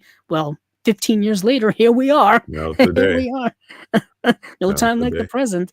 But that is it for Warner Archive. Now we'll move on to someplace else. Now, KB, is there any place you would like to go? I mean, I just clicked on Radiance. I don't know if you want to go here. The Radiance titles, I remember when they first started coming out, I would pick up some here and there. I've really fell off on picking up Radiance titles. You and me both. Yeah. I've got a whole shelf area that's got a bunch of them. Do I have any around me? No, I have them on my shelf. But they're probably one of the most consistent of all of the boutique labels. And I've said it here every single time. Every single month, they have announcements. Every single month, they have releases. And we are on like year 3 now of them doing this. They have sub-labels now, or with their sub-labels of Transmission, which is putting out really interesting stuff. Like they put out Night of the Juggler, which is excellent. They put out The Stuntman, which is excellent. And they're putting out this movie, Joe, which is also very interesting, specifically for the time in which it came out and for modern time as well. So I guess we'll get into these. Why not? We're here. They're here. Let's do this thing. I'm paraphrasing from the movie Patton with George C. Scott, where Patton apparently wanted to go to war with the Russians right after World War II. Kind of a psycho, that guy. A But little bit. anywho, that was great. They were at like it was basically the after World War II like conference of everybody getting together and like celebrating, hey, the war's over. And Patton was like trying to tell everybody in the military, hey, we should go to war with them now. It's like, we're going to do it eventually. Kind of crazy. Great scene in the movie, though. But we have the Radiance titles here. I believe these are the September titles. And every single month, their next announcement will be July 8th, right at the top of the screen here. And like I said, like clockwork. So we have the movie Joe, which is getting a limited edition release from their Transmission sub-label. We have a box set here of treasures from the Golestan Film Studio. Excuse me. We have New Rose Hotel, which is an Abel Ferrara film. A lot of Abel Ferrara films have been getting released lately. Yeah, We I have, noticed that. yeah, I've noticed that. We've been covering them here, and Abel Ferrara is such a unique filmmaker. This movie, in and of itself, also unique, which we will get into. The Saragossa Manuscript, which is a 4K UHD release. We have the movie Corruption from 1963, I believe. It's an Italian film. I'll get into that because I did get to watch it. And the Inugami Family, which is, I believe, is a Japanese film. Now, I didn't get to watch all of these because I can kind of get away with not watching because I'm going to buy these eventually. It'll just be down the line sometime. Definitely Joe I will be getting, because I remember this movie getting a Blu-ray release several years ago. This is the movie from the 1970s starring Peter Boyle. Yeah, it actually came out in 1970. And it was a 2018 Blu-ray release from Olive Films, which is long out of print. Olive Films no longer exists, actually. Right. So if you can find some Olive Film stuff, you can find them, usually laying around because there's just so much stock of it left over. Olive Films is one of those companies, I've said it before, I'll say it again, they were putting out catalog stuff before anybody else was really putting out catalog stuff. Now they didn't have the money to do like elite restorations or elite special features or anything like that, but at least the movies were out on Blu-ray, at least out on disc. So at least it had that going for it. And then they started their Olive Signature line, which they tried to do new restorations and do special features, basically their version of Criterion. And then after that, they kind of just stopped putting out things. And then the pandemic hit with COVID, and then they just kind of disappeared. And then they officially came out, I think last year or the year before, and said, yeah, we're done. We're no longer around. And their licenses have all lapsed, and they've all been picked up by other companies, including Joe. So let's get into this movie starring Peter Boyle, who I don't think a lot of people know that Peter Boyle did movies. I know people may predominantly know Peter Boyle for what he did later in his career, which was being on the sitcom Everybody Loves Raymond, which was a favorite in my household when it was on, and it's still it airs on TV Land now, which is kind of nuts. The That's shows crazy. I watched were new when I was a kid are now on late night old TV show channels.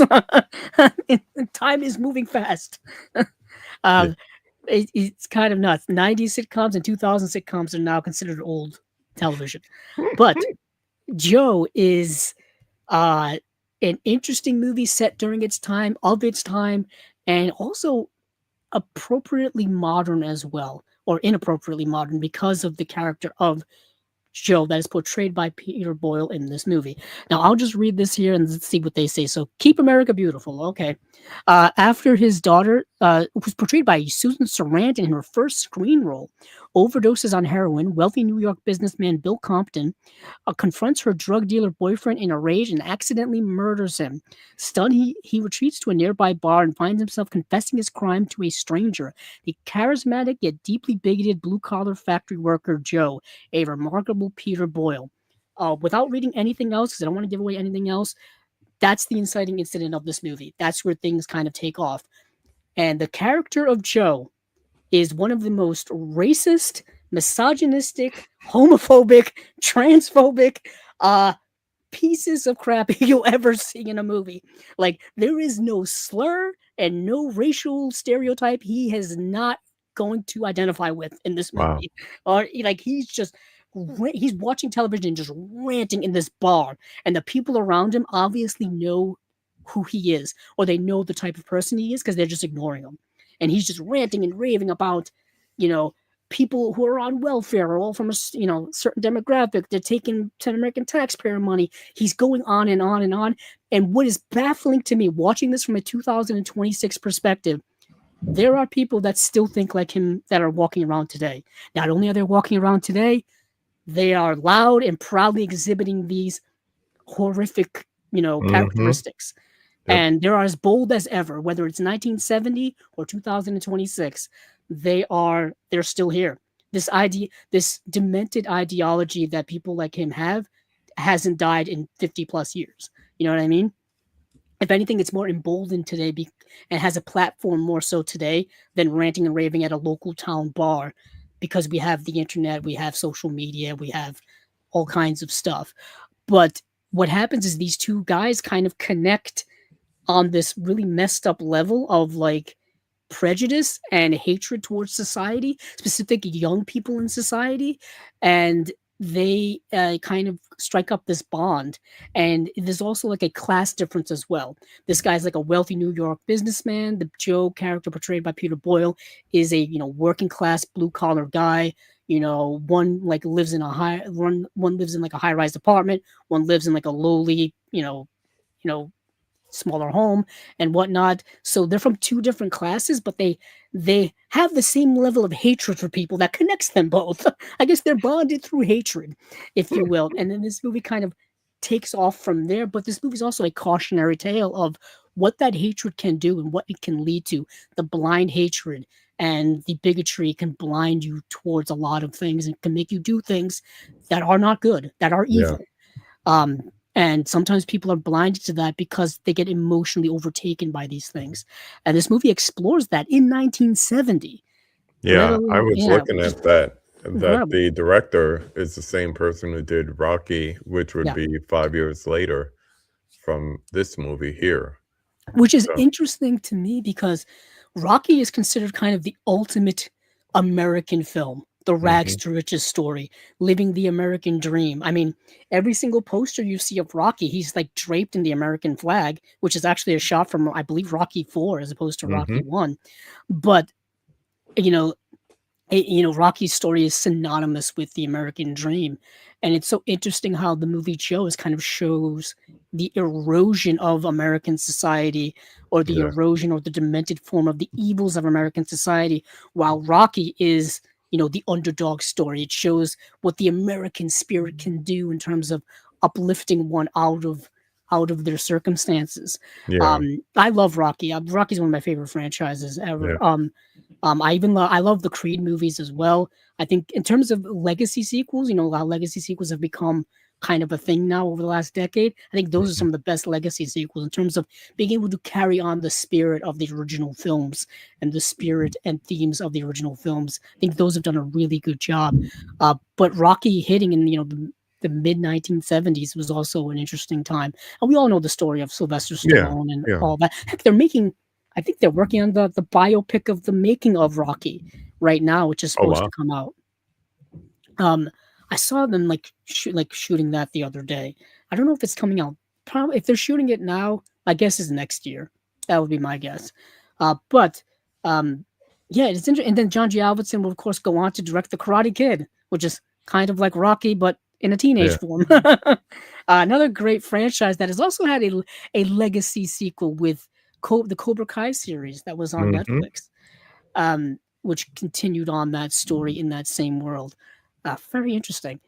But this movie here, Joe, is fascinating. I heard about this movie years ago, especially when the Blu-ray came out, and how kind of harsh of a movie it is. And it is indeed a harsh film because the Joe character he has no filter whatsoever, no sense of awareness of the world around him other than his own ideas. He's so blinded by his own demented ideas of the way in which the world is that he never takes any moment to really think about things. But this is the UK premiere Blu-ray release of this. High definition digital transfer, original uncompressed mono audio, newly recorded audio commentary with critics Matt Zoller Seitz and Jason Bailey, new interview with critic Ellen E. Jones, theatrical trailers with audio and commentary options. That's interesting.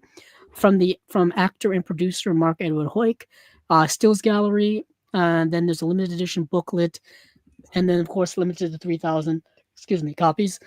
And this is coming out 9/14/26. That's when this is coming out. So the 14th. Yeah. So this is transmission number 7. I have the first 2. I still need to get the third one, which is called Special Effects. And then they just put out, Vampire's Kiss with Nicolas Cage.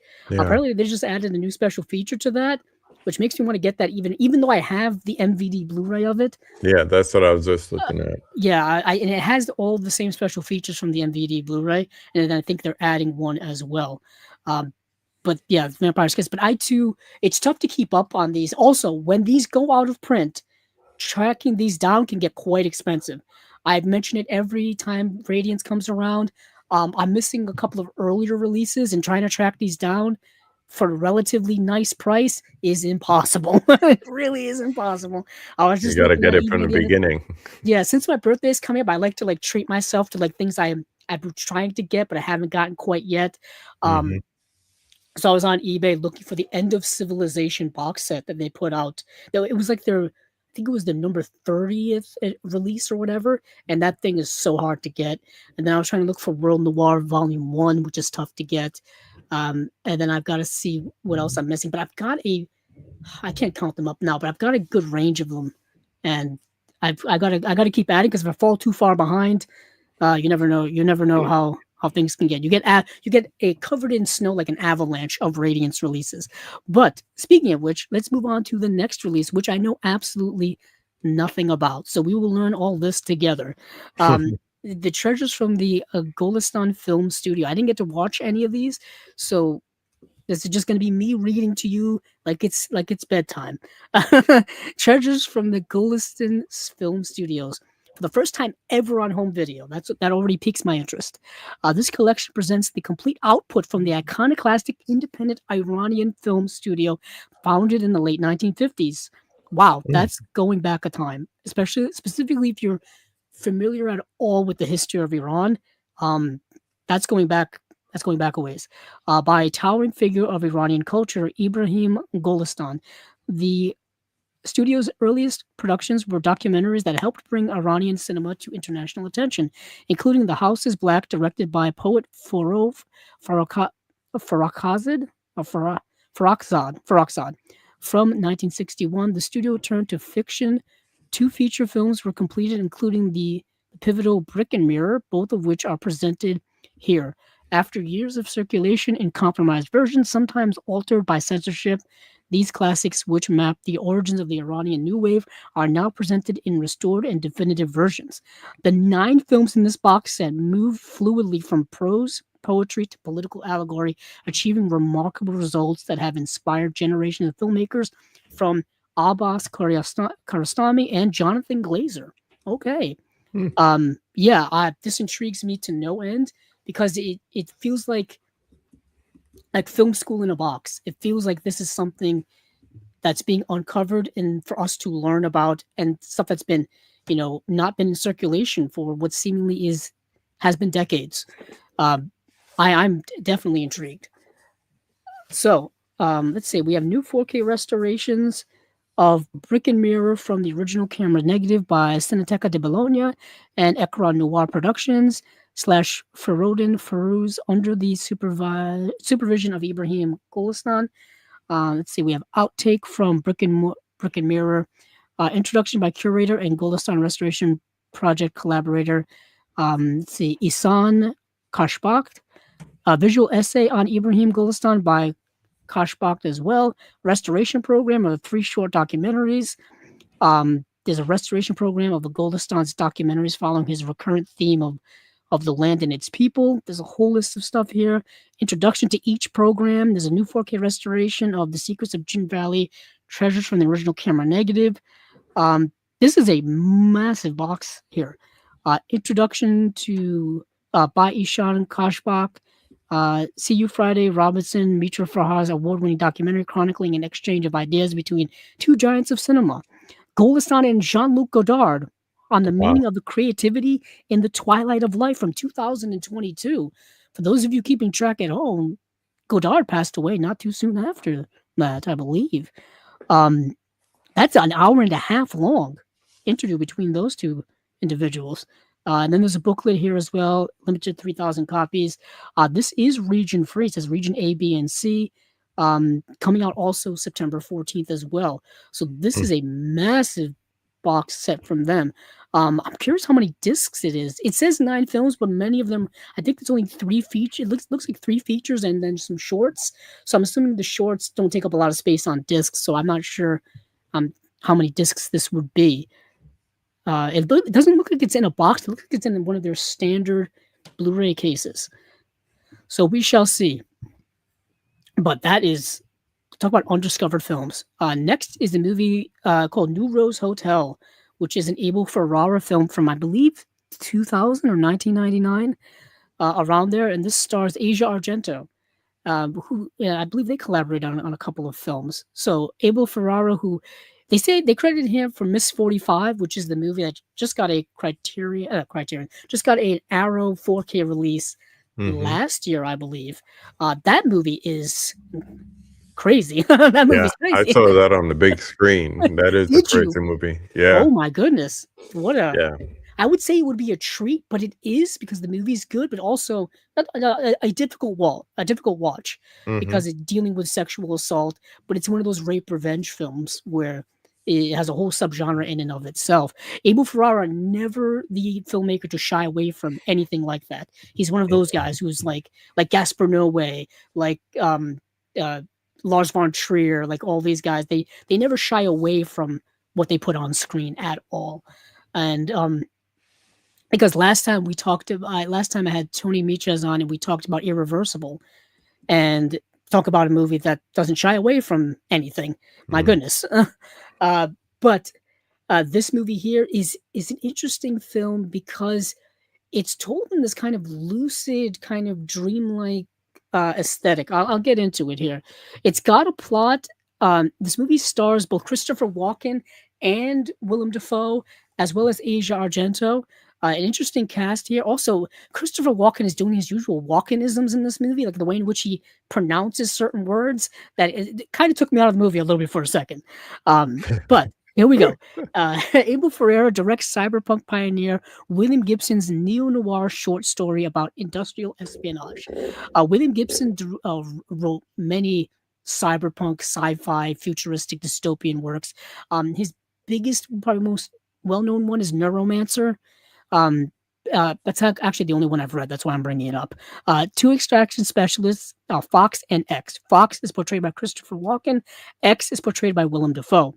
Are hired to tempt the genius Hiroshi away from a rival company by using sexy call girl Sandy, portrayed by Asia Argento.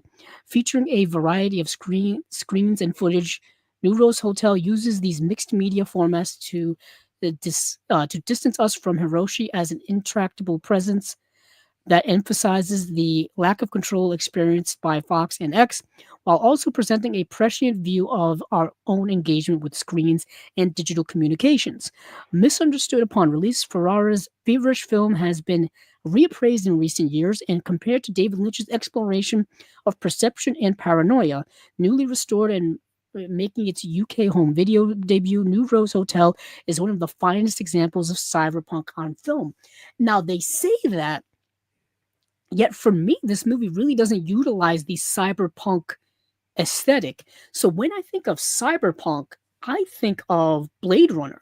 I think of stuff like that, where this dystopian near future weird world. I'm thinking of even the television show Firefly, which has cyberpunk elements, kind of like a cyberpunk western in space.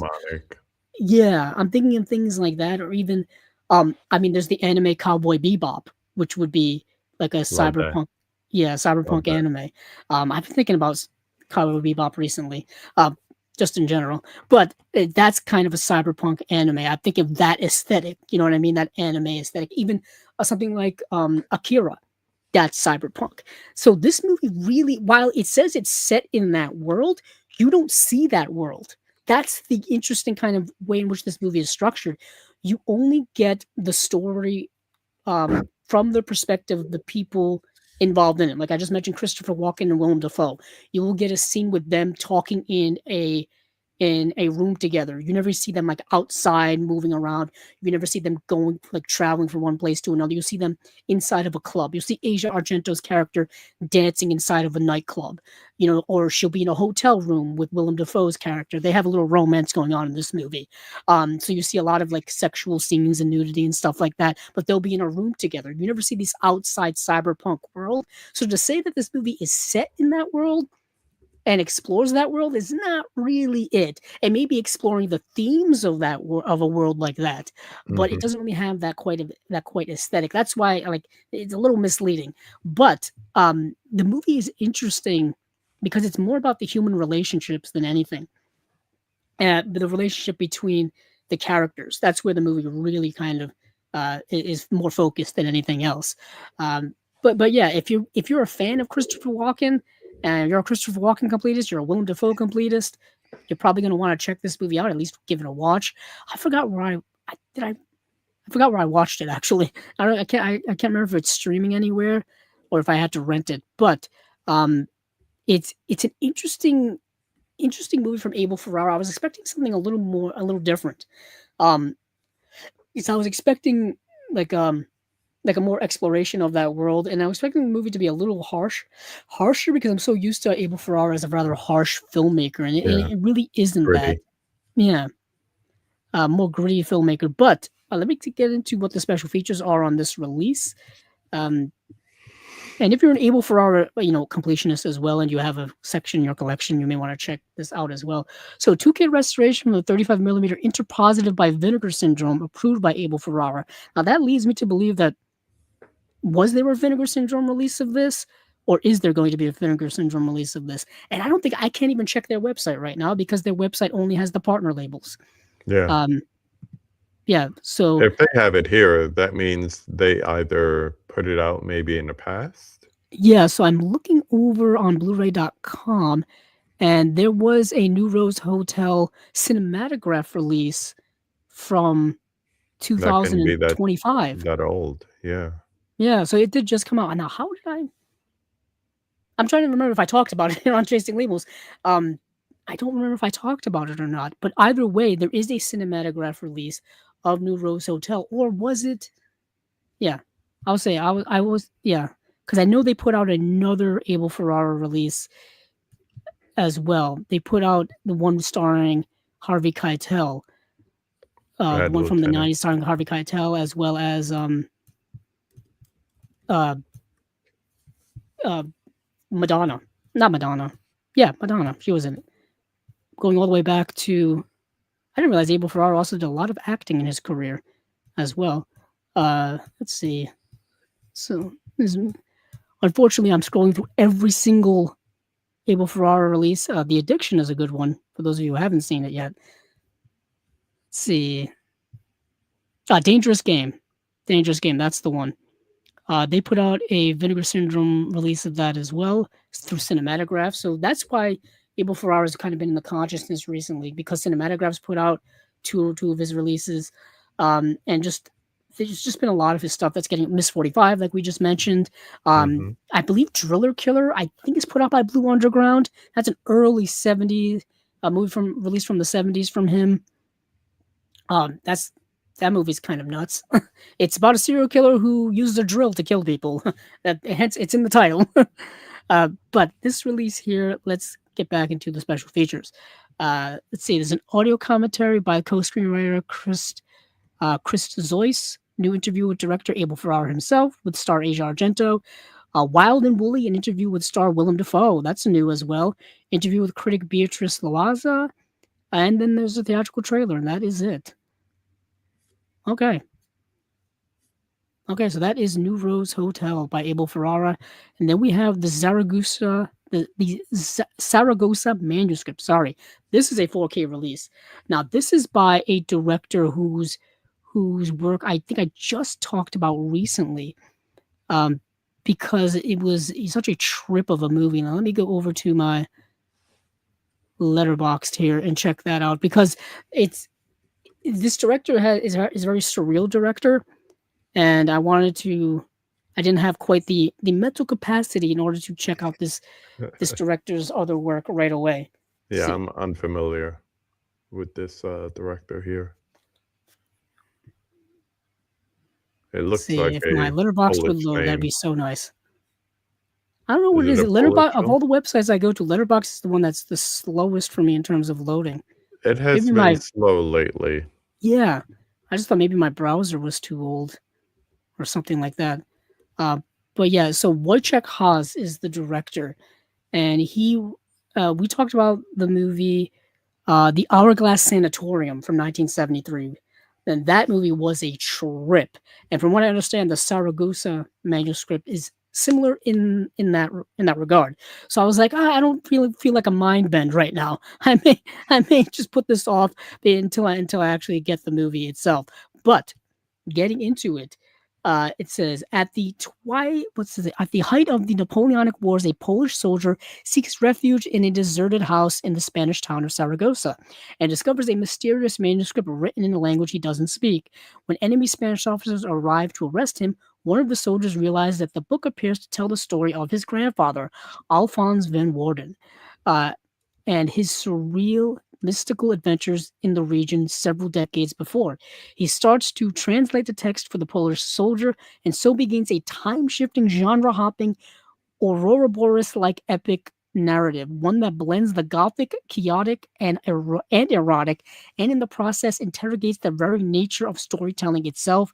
Championed by Martin Scorsese and Francis Ford Coppola, the Saragossa manuscript has grown in status since its initial release from a cult oddity to a film widely regarded as one of the greatest ever produced in Poland, and a work that cemented Wojciech as one of the European cinema's most visionary and idiosyncratic directors. That's a hell of a write-up for this movie. You can't. Yeah. And the cover is literally a skull with is that a crown on it? With people. With people. Oh, okay. That's pretty cool. That's pretty cool. Yeah, so that's pretty metal right there. And this is, let's see, just give people a sense of how many titles they put out. This is title 185. Yeah, 185 as I zoom in. And this is yes, this movie sounds amazing. But yet again, it's a movie I think you have to really take your time with in terms of dissecting and getting into, and really when it comes to preparing here for Chasing Labels, I'm like in a frenzy. I'm like trying to watch as many movies as I can before my brain melts. I go for broke every single time. I basically push myself to the limit of just completely burning out on movies to the point where I have to take a day to just not watch movies anymore. For it just to recover. So adding this already to all the stuff I was watching would have just completely pushed me beyond my limits. But this movie sounds right up my alley. It sounds really good. If you've seen, the Sanatorium films, you kind of understand the vibe this director is going with. And I'm excited to check this out just for that. Just the fact that anything Martin Scorsese recommends, I'm kind of down for. I know right now people are kind of upset at him because he's investing in an AI company to do storyboarding and stuff. I kind of get it. But I still take his word as gospel when it comes to movies. Like, he knows movies pretty well. New 4K restoration from the original camera negative, presented in Dolby Vision HDR. This is a 4K release. 4K UHD and Blu-ray presentation of the feature is a world premiere on 4K. The Saragossa Myth, new visual essay on the cinema of Wojciech Haas, and the Saragossa manuscript by Polish film expert Michael Brook. Saragossa archival making of documentary. Let's see. There's, I said making of, newly improved English subtitles and a reversible sleeve. There's a booklet in here as well, limited to 5,000 copies. Obviously, being a UHD, it's going to be region free. Also coming out September 14th as well. So I'm excited to check this out. I've got to spend the summer and really catch up on a lot of the Radiance stuff. So Corruption is actually a movie I did get to see. Finally, something I did get to watch, and this movie is fascinating. This movie reminds me of, I hate to bring this guy up, but we're going to do it. The movie Knife in the Water. The movie Knife in the Water, which is the Polanski film, early Polanski film. They remade it. They remade the movie in the 90s called as Dead Calm, which is another movie that I don't think anybody's ever heard of in Dead Calm. Knife in the Water, coincidentally, only has a DVD release from Criterion. I don't think they haven't upgraded that one yet. I don't know if they ever will, although they could. I guess they could. They've done with controversial people before. They'll probably do it again. But it reminded me a lot of that because this movie is about a kind of battle of wills between two different people, and like one's older, one's younger, different set of how they view the world. And I thought about that a lot. And I was thinking of Knife in the Water. I was thinking about Dead Calm. And so this movie is about a father and son. I believe the son, he graduates. I don't know if it's some type of boarding school. I can't tell if it's high school or college, but either way, he actually wants to become a priest. I think he wants to become like some type of priest, and his father is a very wealthy book publisher, and he wants his son to follow in his footsteps. Yeah. And take over his company someday, work at his company now. And once the kid comes home and tells him, hey, I basically want to become a priest, the father is not happy about it. He's very contentious about it. He doesn't approve of this. And the young kid is a very kind of young, sensitive, intelligent kid, reads books, all this kind of stuff. His father is a typical old school type of patriarch. You know what I mean? Masculinity, money and wealth is kind of everything. Status in society is everything. It's something I think a lot of young people still deal with to this day, when parents want their kids to go to college and study something to get a degree and make money, not necessarily in a field that they have any passion or any love for. They want them to become something that makes money, as opposed to something that makes them happy and makes them more fulfilled in life. That's still a battle that goes on to this day. Mm-hmm. So even like the Scion type of thing, where it's like following my footsteps or take over the business or whatever it's going to be. Yeah, something like that. So the father, in his infinite wisdom, I use that loosely, decides he's going to take his son on a boat trip, but he's going to bring along his young mistress in order to manipulate his son to abandon his son's path in life, if you will, through sexual means. Let's be real here. That's basically what the father decides to do. Not the most moralistic thing one could do to teach their son a life lesson, I would say. And that's kind of how the movie goes. But the movie has a lot of scenes where it is a discussion between the father and son about life and philosophy and the outlook on life and stuff like that. There's a lot of discussion between the young man and this young woman, their outlook on life and all this kind of stuff, talking about different philosophies and all kinds of stuff. Very intelligent movie on that type of scale. And the movie doesn't provide a lot of answers to what you like how you should live your life. It's not one of those preachy type of movies. If anything, it's a little pessimistic in that regard. But I found this movie to be incredibly intelligent. It's also incredibly short, which was nice. The movie's only, I think, about this movie's not long at all. So it really gets to the point very, very quickly and doesn't overstay its welcome. And it's really, really good. It's from 1963. There's a 2K restoration of the movie. The movie is directed by Mauro Bolognini, and there's actually a whole YouTube channel called the films or movies of Mauro Bolognini, and it has all of his movies on there, including this one. So I watched it on YouTube. Now I don't know how they were able to do that or what the licensing deal is with that, but it's on there to watch on YouTube currently as of right now, and you can check it out. But there's a new interview with critic and programmer Adrian Wooten on here as well. There's an archival interview with producer Alfredo Bini and Manolo Bolognini, newly improved English subtitles and reversible sleeve art, and that's about it. But the movie itself is really, really good. Shot in black and white, came out in 1963, is an Italian film.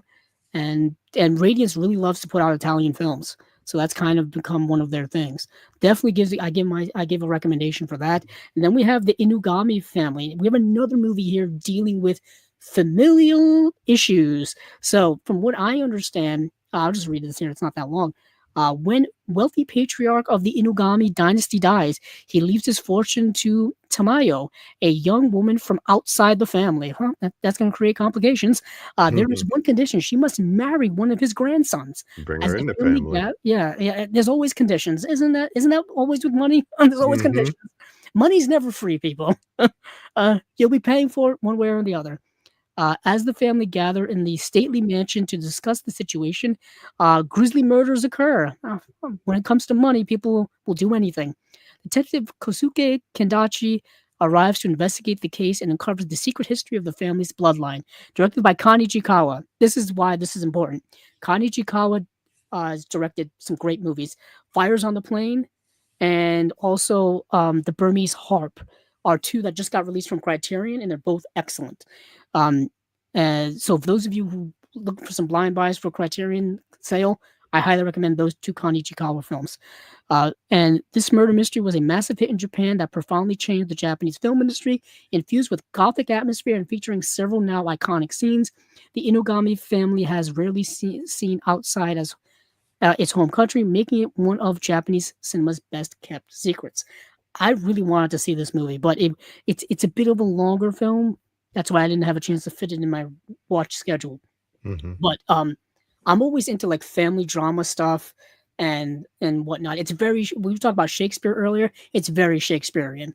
I mean, the whole King Lear thing is all. It reminds me of this, and this is really really good stuff.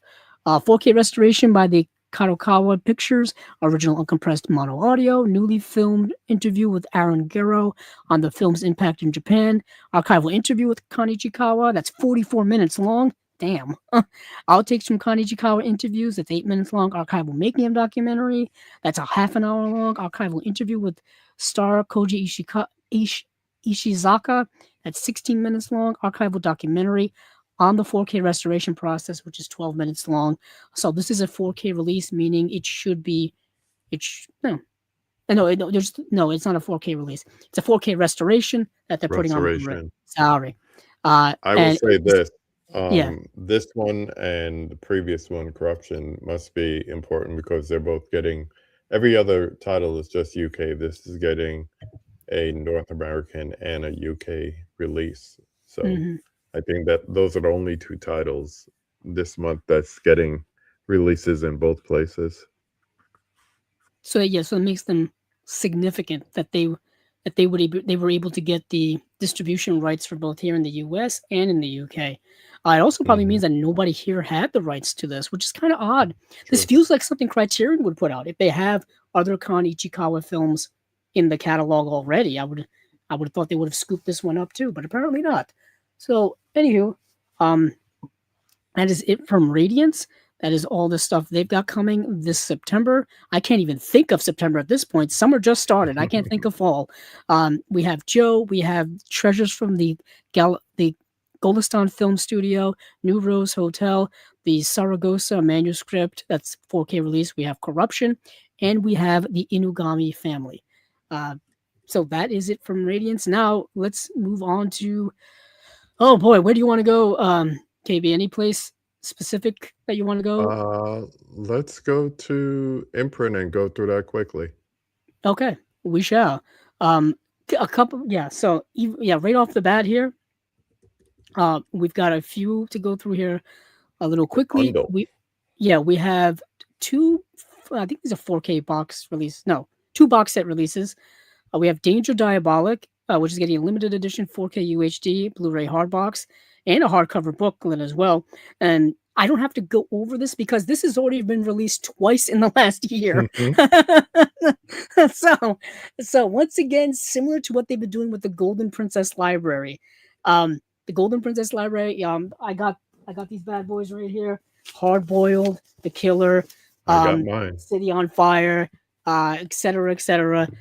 Imprint's putting out their versions of these. They're putting out their version of Danger Diabolik. Danger Diabolik has already been put out on 4K by Eureka recently, as of like this year, as well as Kino last year, and now they're getting Imprint's putting out their version of this.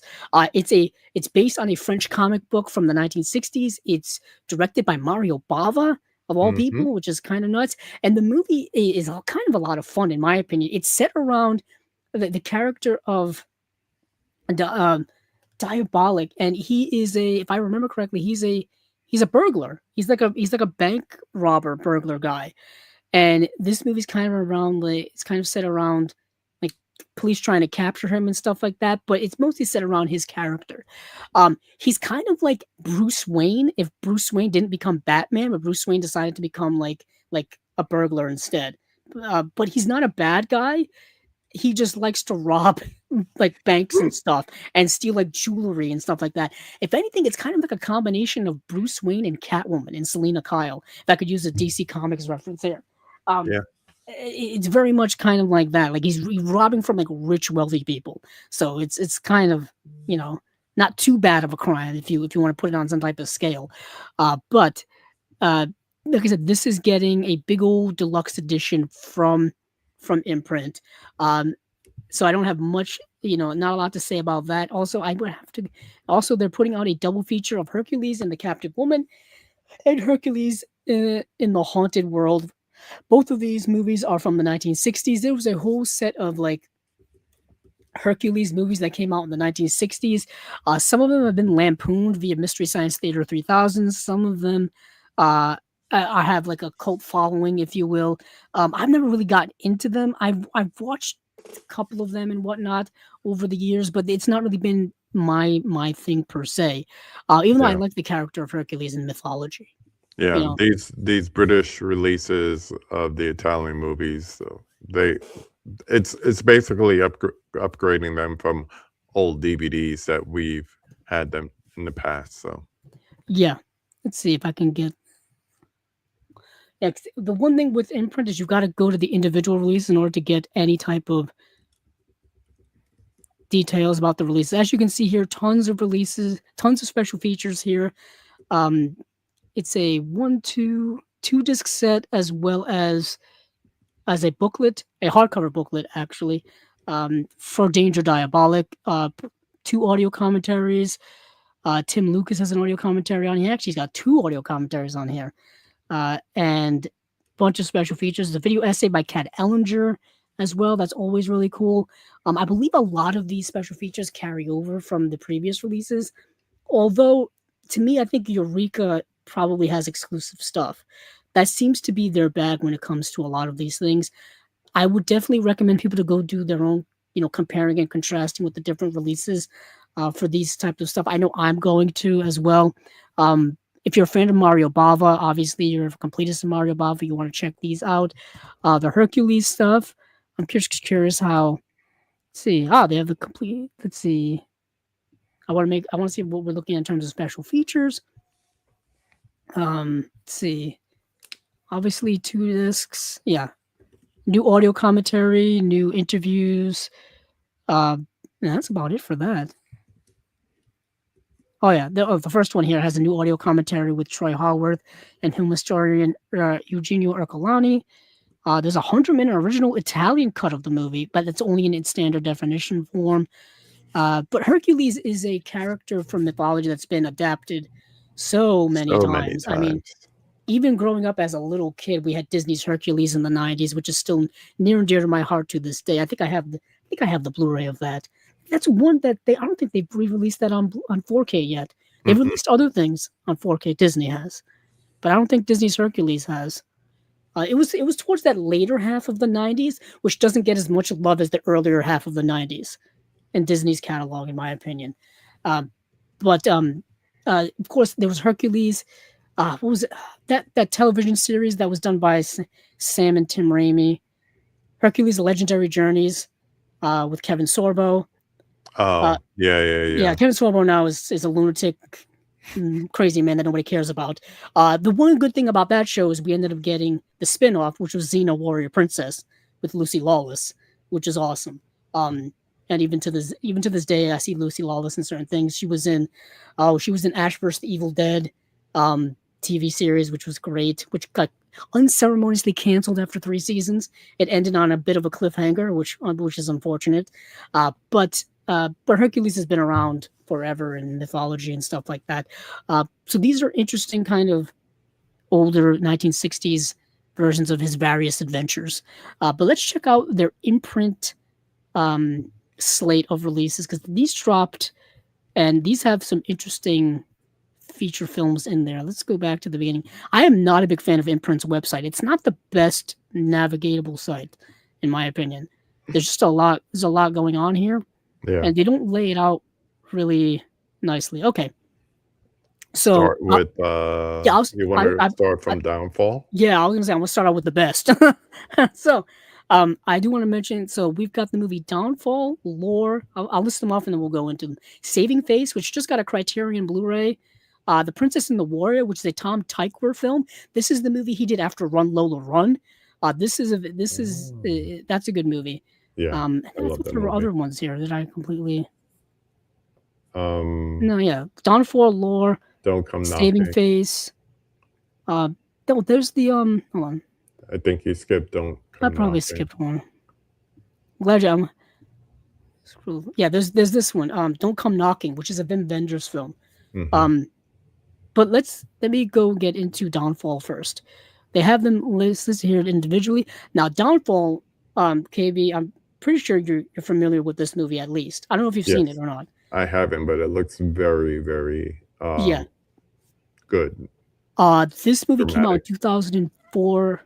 This is the famous movie that has Bruno Ganz as Adolf Hitler. This depicts the last 10 days of World War II, or the last 10 days of the Third Reich, the last 10 days of the European campaign of World War II, basically the fall of Nazi Germany in the last 10 days. This famously has that scene of Bruno Ganz as Hitler completely going insane and breaking down and just losing his mind against his like generals and stuff like that. That's been parodied many times. They've done overlays of different audio or different subtitles for that many times. I finally got to watch the movie itself because I've only ever seen it from like clips perspective. The movie is amazing. Like, this movie is astonishingly incredible. It's just the acting, the directing, the writing, the atmosphere within this film is astonishing. Like, in the whole time I'm watching it, I'm just stunned by the humanity that this movie brings out of these people who are, in my opinion, the whole Nazi ideology is the most subhuman thing ever. So it's like the movie doesn't try to make you empathize with the fall of Nazi Germany, but it puts you in the atmosphere, in the tense atmosphere of that situation, if you will. Like when, for example, I mean, this is historical fact. This is not spoiler. Spoiler alert for real life events that happened in 1945. Somebody who slept through history class. Spoiler alert. I famously say this. I have my degree in history, so I automatically default to like information. Thinking everyone does. Context. As Nazi Germany was falling, the waning days, Berlin was falling, a lot of the Nazi Germany high officials, including Adolf Hitler himself, committed suicide, and it's depicted in this movie. And you're watching it, and you're like, I don't feel bad for these people. These are Nazis. You know what I mean? I don't feel bad for them. But it's just a historical perspective. It's like people reaching that end is just a fascinating, like, anthropological perspective, if you will, or social, society, interesting thematic thing that's going on in this movie, where like they know at some core of them that if they don't take themselves out, the world is going to know the horrific things they've done, and they can't stomach it anymore. So they've got to like remove themselves from the world. And it's like, it really puts the ideology of Nazism into perspective of how really truly horrific it is and cruel it is and how unhumane it is. I think the movie does a really good job of that. And also the filmmaking is just incredible in the film. The acting is incredible. I was really just gobsmacked by because I wasn't expecting this movie to show actual war scenes, like Saving Private Ryan war scenes of the streets of Berlin being bombed and soldiers fighting and stuff like that. I was expecting more of like people sitting in a room and talking about like battle plans, which is in there, but I wasn't expecting like large scale like warfare, World War II warfare battles happening. But the movie is incredible, and to and the mere fact of how modern the movie is for a movie that came out 22 years ago at this point is really also just endlessly fascinating to me. But the movie Downfall, having seen it now for the first time, I understand why people highly praise it so much, because of how great it is. And I feel like it also did usher in a lot of these kind of modern international films like we've been discussing that are very highly acclaimed. This fits right along with all of those as well. And this movie has been on Blu-ray before. I was just going to say that. Yeah. Didn't they have a shout release? It does have a shelf release, I think from 2018, if I recall. And it's always been one that, yeah, it's always been one that I've been thinking of getting. It was on my wish list for the longest time too. Yeah, it's relatively affordable nowadays because we kind of don't know. I mean, we do know. We kind of don't know, but we do know that Shout is kind of in limbo. They're still putting out stuff like their release of Dawn of the Dead, which is going to be kind of like one of the hot sellers of the year, just came out. But then like they'll also like they don't have a website anymore, and they've got new ownership, and it's like what's going on over there in terms of like, are they going to continue to put out movies? Are they not going to put out movies? What's going on? All I know is that you can still get their catalog stuff that's in print that they still have licensed. They're pretty affordable now. Like, for example, Downfall Blu-ray, if you don't want to get this in print release, is like $17 on Amazon. Like it's affordable now. It's really interesting stuff. And this release here, I think, has a lot more than that Shout Factory release, because this is a newish release, and this is a super deluxe, like 3-disc edition. This is a 4K as well, so it's a bump up in picture quality. So quickly going over, disc 1 has the theatrical cut. That's the 4K disc. It's got the movie in 4K. It's got there's an audio commentary by Oliver Hirschberg. And then the disc 2 is the Blu-ray. That's just the theatrical cut. Audio commentary by the director himself, plus a bunch of special features. The documentary, Hitler's Final Days, the movie Downfall, shooting in Russia. There's all kinds of interviews here as well. And then the third disc is a Blu-ray of the extended cut, but only a standard definition presentation of the 178-minute extended cut on Blu-ray. Now, the movie itself is already not short. Not short. The movie itself is already 155 minutes. So if I'm doing math here, that's another 23 minutes of footage added into this movie. And I don't think I don't know if it necessarily needed an extra 23 minutes, but because I feel like there comes a point in the movie where the inevitability of the end of the war is going to happen. If you're a history fan, you know it's over. And the movie kind of drags a little bit in that regard towards the end of its third act. But everything leading up to that is pretty fantastic. But damn. Yeah, so that is Downfall. Definitely the highlight of these releases. Now, Downfall could get a release here stateside. It could get a bump in for UK, a 4K UHD from Shout. Shout has been doing that lately, where their Shout Select releases have been getting 4K upgrades. I mean, they just did that with the Jake Gyllenhaal movie, Nightcrawler. They just did that, where they just put out a 4K of that, and I think they had put out a Blu-ray recently of that. I could be wrong. I know recently. I mean, this isn't a bump up. This isn't a bump up in quality. Well, it is, but it's not from them directly. I just got their Flintstones 4K release. Nostalgic from my childhood. I talked about this back in 1994 when this came out. The Stone with the 4K Stone book. What is interesting, I just started following on social media the producer of this release. Oh, okay. Who, I guess he no longer is a producer over at Shout Factory after the whole changing of the guard in terms of ownership of the company. But I guess one of the last things that he did was get this greenlit, apparently, was work on this. That's so cool. But back in 94, I was 7 years old when this came out, and I saw it in the theater when I was 7 years old. So it's a bit of a nostalgic trip for me. Ironically, I've never owned it. I've never had it on VHS, never had it on DVD, never had the Blu-ray from Universal. Like I said, yeah, I think it was Universal. So I decided to pick this up. My local Walmart doesn't get much in the way of new stuff, I'll tell you that. And but they got this. They got 2 copies of this and 2 copies of Top Gun, the 4K Steelbook as well. So while I was there, I picked that up. So that's my recent Shout Factory release. But this movie, Downfall, like I said, could get a 4K Shout Factory re-release. Who knows? But moving on from Downfall, let's move on to something else. As soon as I get back to where I was supposed to be. Yeah, I clicked on the wrong. That's the one thing with I'm still doing the double screen thing. Sometimes I click on the other screen. I'm supposed to click on this screen. But The Princess and the Warrior. Let me talk about this because I watched this either last night or the night before. I think I did. Yeah, I actually did. I think I did end up renting this for like $3 or $4 on Amazon. And this is Tom Tykwer's film. Now, Tom Tykwer may be a director many of you are not familiar with, but he directed the movie Run Lola Run. Run Lola Run is a great movie. They're starring Franca Potente. Franca Potente is also in this film. Franca Potente was also, I think in the year after this, was in Born Identity with Matt Damon. That's where I first discovered. That was an early DVD buy for me back in the early 2000s, was the Born Identity movie.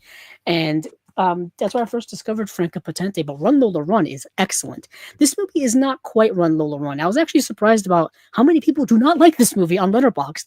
I don't know if this happens to you, KB. I'll go on there and be like, oh, I really like this movie. And then I'll see people I follow rate it like 1 star. And I'm like, damn, what did I miss? I will say this. I watched a trailer for this and I was like, man, this is like screaming like early 2000s movies. And I didn't pick up on the writer-director during the trailer. I picked up on the star from Run Lola Run. And I was like, man, this is just like, this could be like, I want to make a 2000 trailer. And then I looked at the year, I was like, it is actually from the year 2000. So yeah, on point. That would make a lot of sense considering the year it came out. It's right in that range. Because it's right on too. Because Run Lola Run, I think it must have been like 1998 or 1997, somewhere around there. And that movie's gotten a Blu-ray release. That movie actually has a 4K release, but it's only available in that Sony. Is it? Oh God, is it Sony Pictures Classics? Pictures? Yeah. Yeah, it up there. Oh, you have the box set. Nice. Yeah. Yeah, nice. What's interesting is I have like all of those movies already on Blu-ray, so I never bought that box set to upgrade all of them. But I've always had a little regret because some of those titles you can only get the 4K in that box set, and Run Lola Run is one of them where they haven't released them individually yet. And so that's unfortunate. But like I said, if you want some good 90s indie stuff, that's not, US Hollywood made, Run Lola Run is definitely one that I highly recommend. But if you're also interested in, hey, I like Run Lola Run, what else did this director do? Well, he did The Princess and the Warrior right afterward. So this movie, it says the paths of Sissy, an aloof psychiatric nurse, and Bodo, an anguished ex-soldier, cross when a freak accident pins Sissy under a truck, and Bodo saves her life before disappearing. Described by Variety as an eminently stylish and visually striking, this is a hypnotic modern fairy tale that will stay with you long after the credits roll. Okay, kind of. It is. There are surreal to it. So what this doesn't tell you here is that Sissy is a nurse in a psychiatric hospital, psychiatric ward, and she gets and then Bodo is this guy who is an ex-soldier, and he's kind of got PTSD, and he's dealing with not PTSD specifically from being a soldier, but PTSD from a tragedy that happened in his life, a trauma that happened in his life, and he's never really moved past it. He's never gotten past that moment. And he ends up meeting her one day as she's trapped underneath a truck, a big old truck that hits her, and she is apparently especially dying. And he performs a tracheotomy on her and keeps her alive until getting her to help.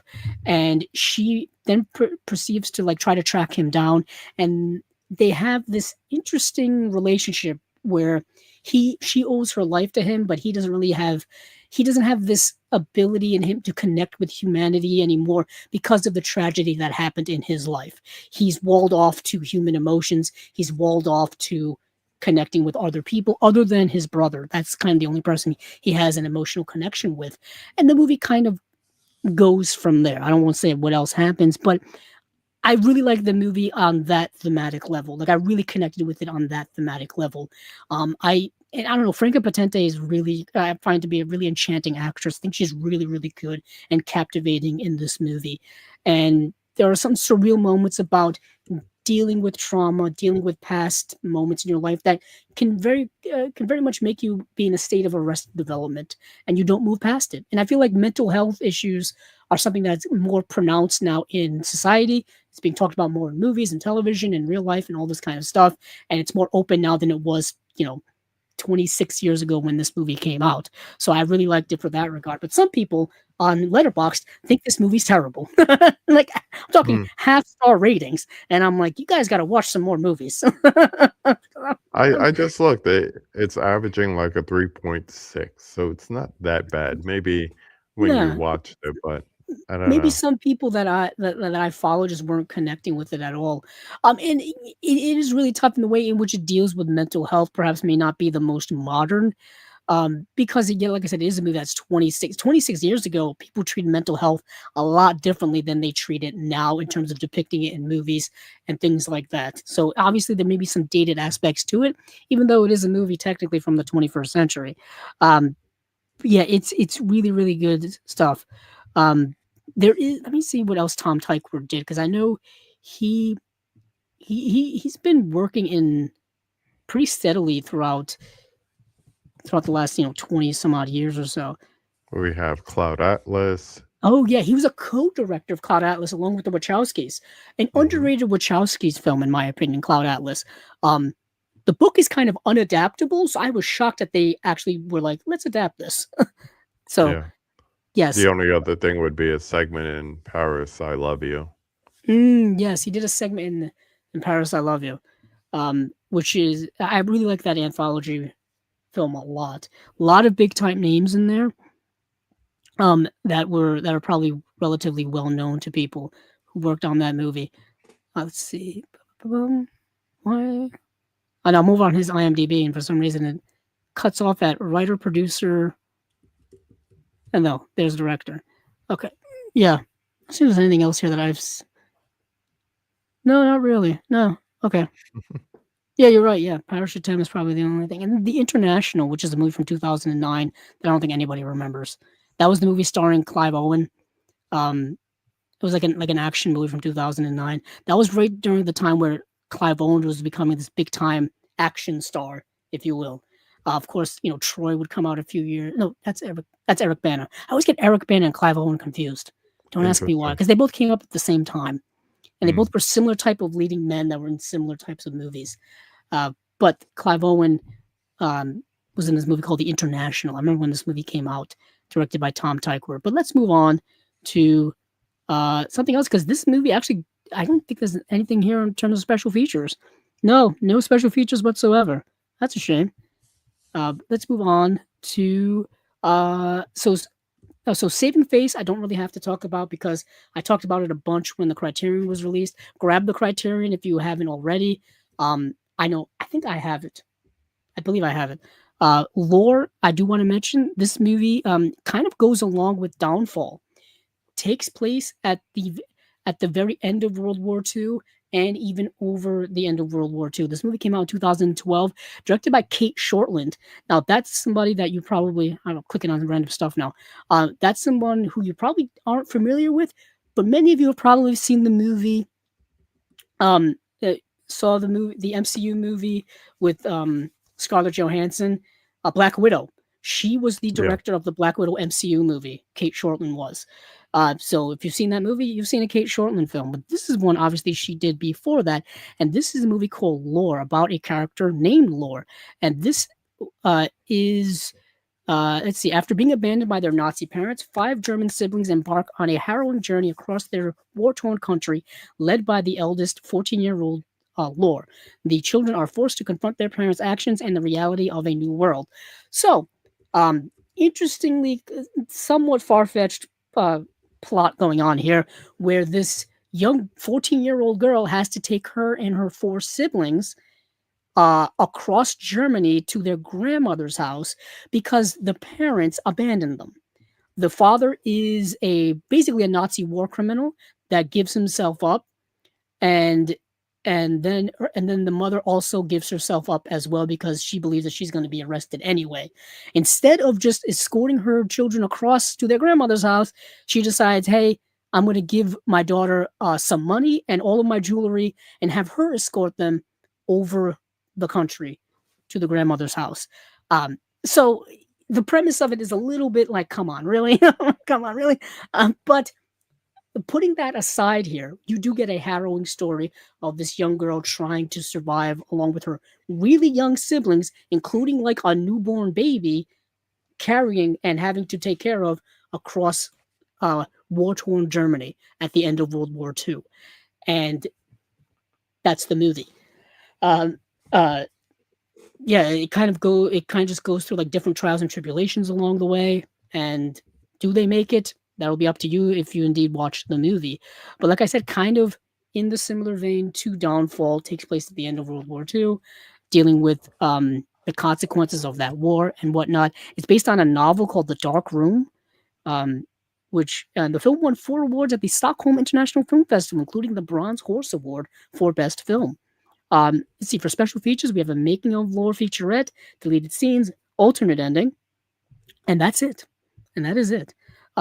So that's the movie lore. And then we're going to be getting into, let's see. Now they're just messing around here. Now, why do they skip things on me? Let's see. Well, you have saving face. Yeah. So they announced this, I think, today or earlier. So I'm just going to mention it without really getting into it because I didn't put it on my notes list anyway. So Suspiria, not the one from the 70s, the one that was directed by Luca Guadagnino, the remake, they're upgrading their Blu-ray to a new 4K edition. So that's pretty exciting. If you're a fan of that movie, I have the US Blu-ray release. I'm looking right at it of that. Ironically, as I talked about Luca Guadagnino recently because I talked about his movie Queer on the recent Unwatched pile. And so that's kind of, he's been on my mind recently. He's also been putting out a lot of movies lately as well too. Also, I've been seeing Timothée Chalamet in every Knicks basketball game recently. So I was like, it always makes me think of Call Me by Your Name and the movie Bones and All. Bones and All I still have to get. That's another Shout Factory like 4K that bounces up and down in price on Amazon. Like some days it's like $18, some days it's $25, some days it's like $15. It bounces all around. You gotta put a Camel price watch on it. Yes, if you know about that. Yes, I gotta do it. But I always end up like every day. My first priority, like every day when I wake up, is to check to see if there's been any price changes on things that I'm looking at. Like that's like my daily ritual of things. I get hyper focused and go to like Blu-ray.com, go to my Amazon, save to later section, check on prices, do my due diligence and all that kind of stuff. It's like a process. But Bones and All is one of them that I've really been wanting to get. But like I said, I've been seeing Timothée Chalamet a lot lately because of the Knicks games. I just bought Marty Supreme, the A24 4K release. So he's been on my mind, and of course he's worked with Luca Guadagnino. This is the movie that does not have Timothée Chalamet. It has Dakota Johnson in one of her best roles. I know sometimes Dakota Johnson is not the best in some of the movies she's in. I'm thinking of Madam Web. That movie overall is not good. And neither is she. Yeah, but then there are some movies where she's fantastic in. Like she's great in Suspiria. She's great in this indie movie called Cha Cha Real Smooth. Yeah, she's great in I remember that. It was on streaming. Yeah. But then there's other movies where like she just kind of phones it in a bit. It's kind of, I guess it all depends on how passionate you are and how good the material is. Ironically, she was in the movie Material. Was it Materialist? Which is an A24 film. I thought she was good in that. Ironically so. But this movie, Suspiria, is getting a 4K upgrade from the Blu-ray release that Imprint had already put out. I know that was announced recently, not in our notes, but definitely something to mention.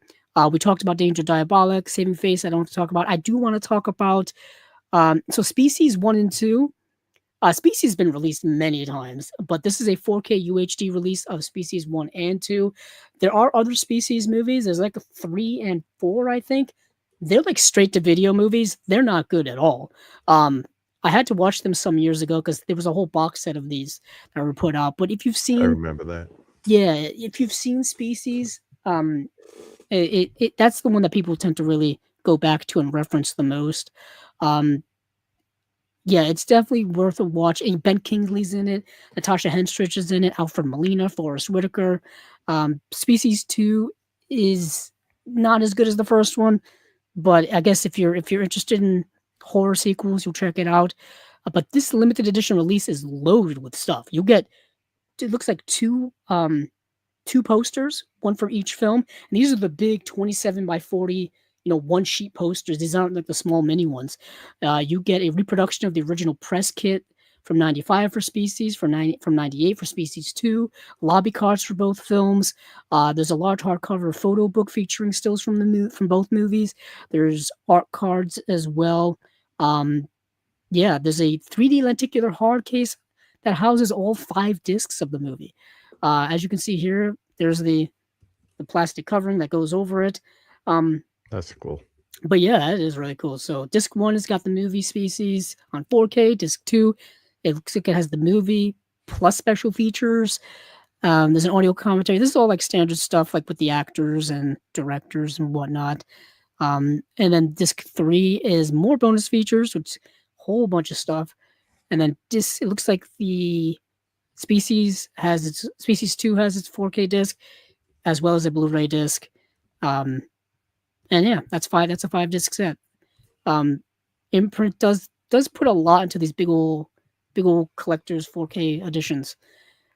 So moving on from there, I do want to talk about the Wim Wenders film because I love Wim Wenders. He's one of my favorite filmmakers of all time. To me, I think Wings of Desire is one of the greatest films ever made. That movie had a profound effect on me. I've said it many times because I watched that movie pretty much not knowing what it was. And at the time, this was like 2011, I was not knowing what international movies really were. And I didn't know anything. I was young, naive, and dumb. And that movie completely blew my mind. To this day, it's still just astonishing to me. Talk about Bruno Ganz. In Downfall, Bruno Ganz plays an angel in Wings of Desire. And the whole first half of that movie, he's just going around Berlin and listening to the inner thoughts of humanity and just the everything from happiness to great despair and his inability to connect with the human world in any way because he's an angel. He can't really do anything to help these people. He's kind of on the outside looking in. And then the second half of the movie is about him becoming human and discovering love, and which is one of the greatest human emotions. But Wim Wenders for me, by that point, I then went and saw Paris, Texas. And that movie blew my mind as well. And then since then, of course, I've been a big fan of his, The American Friend, as well as his Road trilogy, which one of his movies he's taking out of rotation, actually. I think it's Wrong Move he's taking out of rotation. So if you have that box set, I think that movie's going to be kind of out of print, I guess, from now on. But he's done other movies as well. His movie Pina, which is a ballet kind of dance movie in 3D, is incredible. But he did this movie called Don't Come Knocking, and let me get the details on this. This movie is written and starring Sam Shepard. Yeah, Sam Shepard. So the award-winning team behind Paris, Texas, director Wim Wenders and writer Sam Shepard, reunited in 2005 for Don't Come Knocking, a charming contemporary Western road movie. Howard Spence has seen better days. Once a big Western star, he now drowns his disgust for his selfish and failed life with alcohol, drugs, and women. When an existential crisis sees him abandon his current project, he begins a journey to confront his past, tracking down his estranged mother, a former lover, and the children he never knew he had. Starring Sam Shepard, Tim Roth, Jessica Lange, Don't Come Knocking is a powerful portrait of a lost man finding himself, filled with incredible cinematography and powerful performances. Eva Marie Saint plays his mother in the film, and what I assume is one of Eva Marie Saint's last films that she was ever in. She's still You alive, would think actually, as so. of this recording. She's 101 years old, I believe. Get out And of here.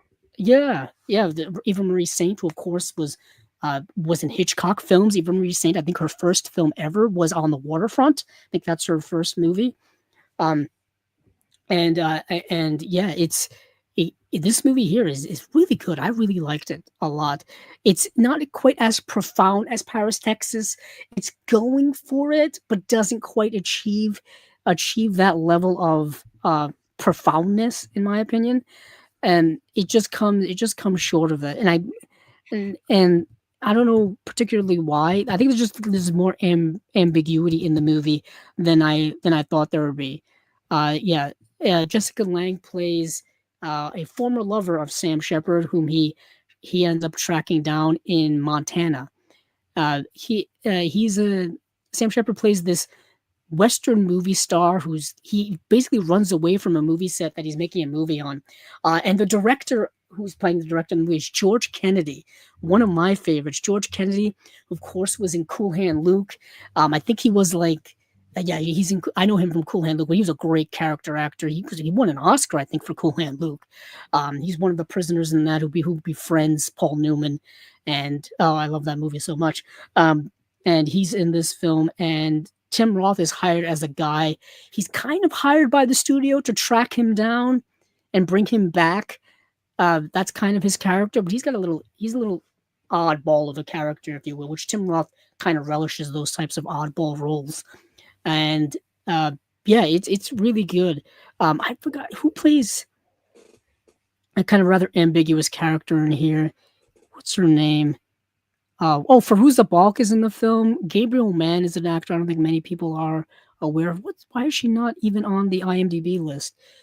Well, she doesn't act so much anymore. She is a director now. I'm gonna have to look at the rest of this IMDb to figure this out. What's interesting is IMDb's credits are weird. Like, it won't list people who are like prominently in a movie. Though, Sarah Polley, that's who it is. Sarah Polley, who at the time was an actress, and she's transitioned over to being a director. And I think most recently she was in an episode of The Studio, the Apple TV Plus series. That's Seth Rogen is in, and Seth Rogen, I think, goes to a set, and Sarah Polley is the director on the set of the movie that he goes and visits, because he's like the head of the studio, and she's there, and it's like the first time she's acted in a while. I think it's the first time she's acted in like 15 years. But I remember her being in many movies, and she's directed a few movies here and there. Stories We Tell was a documentary she did, I think, about her father from 2012. She directed the movie Take This Waltz, which is a super underrated indie film from 2011, which stars Michelle Williams as well as Seth Rogen. There's the connection there. Super great indie film. If you guys haven't seen it, definitely recommend Take This Waltz. Great film. But this movie here, let's see what we got for special features, shall we? Let's see. Absolutely nothing. What a damn shame. So, wow, what a build up for nothing. Damn. A Wim Wenders movie with no special features breaks my heart. Jeez. Couldn't even get him to talk about it. Like, give him an interview. Something, anything. He's around. He doesn't want to talk about the movie. I understand. You got to pay to do the special feature. You got to track him down. He's working on stuff, whatever. But that is Don't Come Knocking.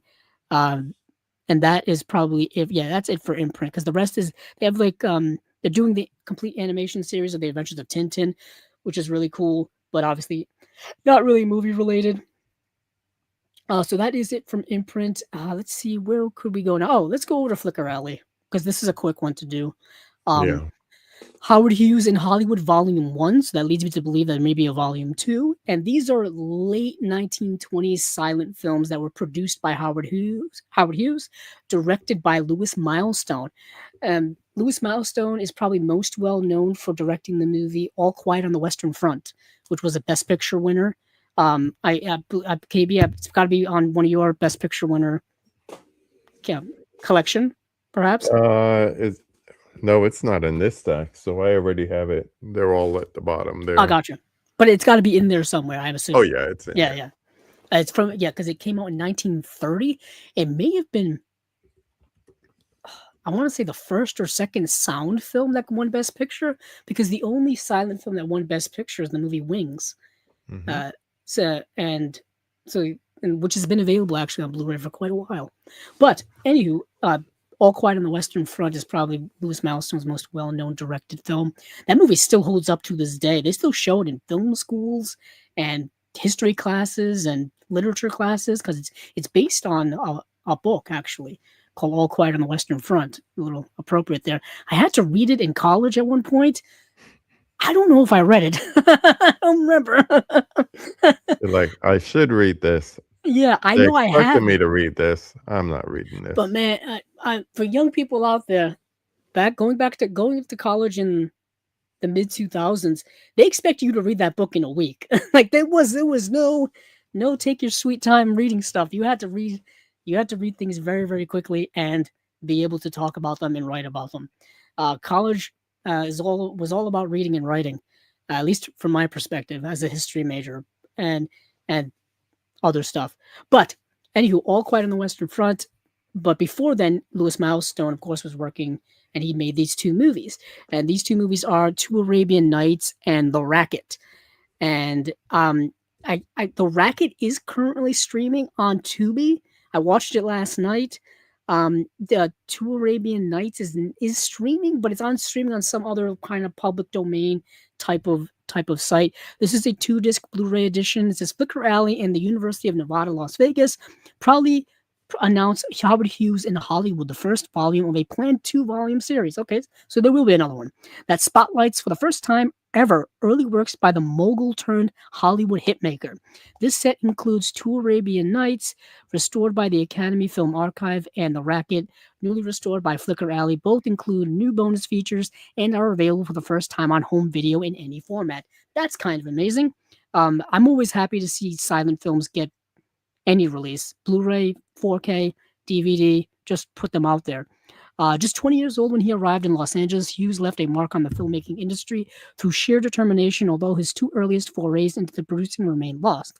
His first two hits, Two Arabian Nights and The Racket, survived thanks to the efforts of Dr. Hart Wegner, founding faculty of the University of Nevada, Las Vegas Film Studies program, who was instrumental in acquiring the extensive Howard Hughes motion picture papers and film materials for UNLV. Ironically, that's where you find a lot of the materials for movies. They will be in archives at universities all across the world. I think many of us are familiar with the UCLA Film and Television Archive, but there are a lot of archives all across the world at various universities that probably don't even know what they have. You know what I mean? Or sometimes they do have them logged in some way, shape, or form. Museums will have film prints of things. Certain private collectors will have film prints of things, and they may not even know what they have. And sometimes, I've mentioned this many times, there will be film canisters you'll find in people's attics, in people's barns, and all over the place that have these lost treasures of movies. If you are familiar with the documentary by These Amazing Shadows, it talks all about the film preservation and film restoration, the National Film Archive, all that kind of stuff. Gets into like how 70% of the silent era is just completely gone because they didn't save any of them, or they were lost in fires, or they just went away, disappeared. It's incredibly sad. So the fact they were able to find these movies is kind of a modern miracle for cinema. So I'm always into these types of things. I'm a big fan of the history of cinema and archiving and film preservation and stuff like that. These are two movies definitely worth a watch just for their historical perspective in general. Howard Hughes was an interesting character in and of himself. If you've seen the Martin Scorsese movie The Aviator, you've gotten a taste of his eccentricities. A super rich guy who had a lot of mental issues, if you will. He would go on to buy and run the RKO Studios, which was a legendary kind of golden age studio that I think kind of disappeared after a while, if you will. But they were one of the big time players. I mean, they released Citizen Kane back in 1941, as well as I think Rebecca by Alfred Hitchcock. I think that was an RKO picture, perhaps. But either way, RKO was a big one. I always loved the RKO studio logo, which is the antenna with the wire, the radio waves blinking off the antenna. I've always wanted a RKO T-shirt of all the studio. That was the one I wanted. I want the most. Haven't been able to track one of those down yet. I have to keep looking. But these two films are. Let me just read some stuff here. Based on a then recent pulpy adventure serial, Two Arabian Nights was reimagined as a comedy of male bonding, with director Louis Milestone at the helm and William Boyd and Louis Walheim headlining as the title pair. The story follows two American soldiers captured by German forces and sent to a prison camp, escaping to Arabia, where they meet and compete for the affection of a lovely woman named Mirza, portrayed by Mary Astor, definitely a well-known figure of the silent film era, who has her own reasons for wanting to go on the run. Two Arabian Nights, which went on to win Best Directing for Milestone at the first Academy Awards, is presented in the stunning restoration by the Academy Film Archive and features a triumphant orchestral score performed by Robert Israel Orchestra. Then the following movie, The Racket, ripped from the headlines proto-noir, showcasing a new type of cinema, gangster Italian Americans, and the big city political corruption that empowered them. Thomas McGowan stars as James McQuigg, an honest cop trapped in a barrel of bad apples. He's pitted against Louis Walheim as Nick Scazzi.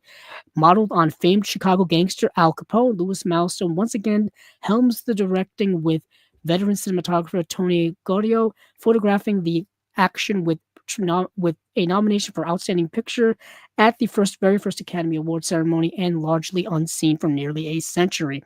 The Racket offers a choice of two brilliant orchestral scores, one by Neil Brand and one by Robert Israel. And let's get to the special features. There's an audio commentaries, I believe, for both films. It looks like historian Harlow Robinson, author of Louis Milestone Life and Films, discusses Two Arabian Nights, while critics Farron Smith-Nemi and Glenn Kenny together discuss The Racket. Rare outtakes from The Racket. 44 minutes of outtakes. Where do they find that? Howard Hughes in Hollywood, which looks like a little bit of a documentary about Howard Hughes. Howard Hughes in the first Academy Awards. Hart Wagner Remembrances, a look at the UNLV Film Department's founding faculty member. Image gallery, souvenir booklet, reversible cover artwork, Blu-ray authoring by David Mackenzie of Fidelity and Motion. This is all region, so region free. This is definitely one for the history books, literally. So I definitely want to check this one out when it comes out. Actually, it's already available to order or pre-order. Sorry. Coming out July 14th. July 14th. Okay, now let me go over and consult. Actually, no, I have one more tab here. Let's do it. So I guess I'll make the executive decision to go talk about the Curzon release. And we don't talk a lot about Curzon here, typically because they don't put out things on a typical regular basis. Also, they love to put out these gigantic box sets of directors. Yeah. Love it. Yeah. That is their bag. They just put out a Michael Haneke release as well. They put out, I think, a Lars von Trier release too. I think they coincidentally, we just talked about Wim Wenders. I think they put out a Wim Wenders box set too. But they are putting out one for Béla Tarr. Béla Tarr, who just recently passed away, the Hungarian director. I haven't seen a lot of Béla Tarr films. KB, are you familiar with his work? Not at all. I know the only one I know is the one that Criterion just put out recently. I think it was the Verkmeyer Memories or something like that. I'm completely butchering it. Let me see if it's actually in the set. The Verkmeister Harmonies, I think, is the only one I've seen, and that's because Criterion just put it out, and they and it was a beautiful like masterwork of a movie. So once I kind of understood what type of director Béla Tarr is and started learning more about him, I wanted to get into his work, but I can't just dive right in. I need to hit him at the right time. To me, I have certain directors that are so overwhelming to me that I need to like ease my way into them. Tarkovsky for me was one of those guys where I just like I can't just dive right in, or else I'm going to get swallowed up and completely overtaken. But over time, I've been slowly consuming their work, and I feel like that's the way I'm going to be with Bellatar. Now, I know his movie Satin Tango, which is a long masterwork of a movie, has gotten a Blu-ray release here in the U.S.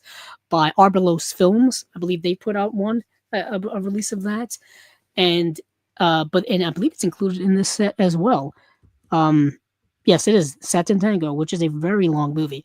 But let's quickly go over the movies that are in this set. I haven't gotten to see, like I said, the only one I've seen is the Verkmeyer Harmonies. The Verkmeister Harmonies, sorry. So I'll just read this here.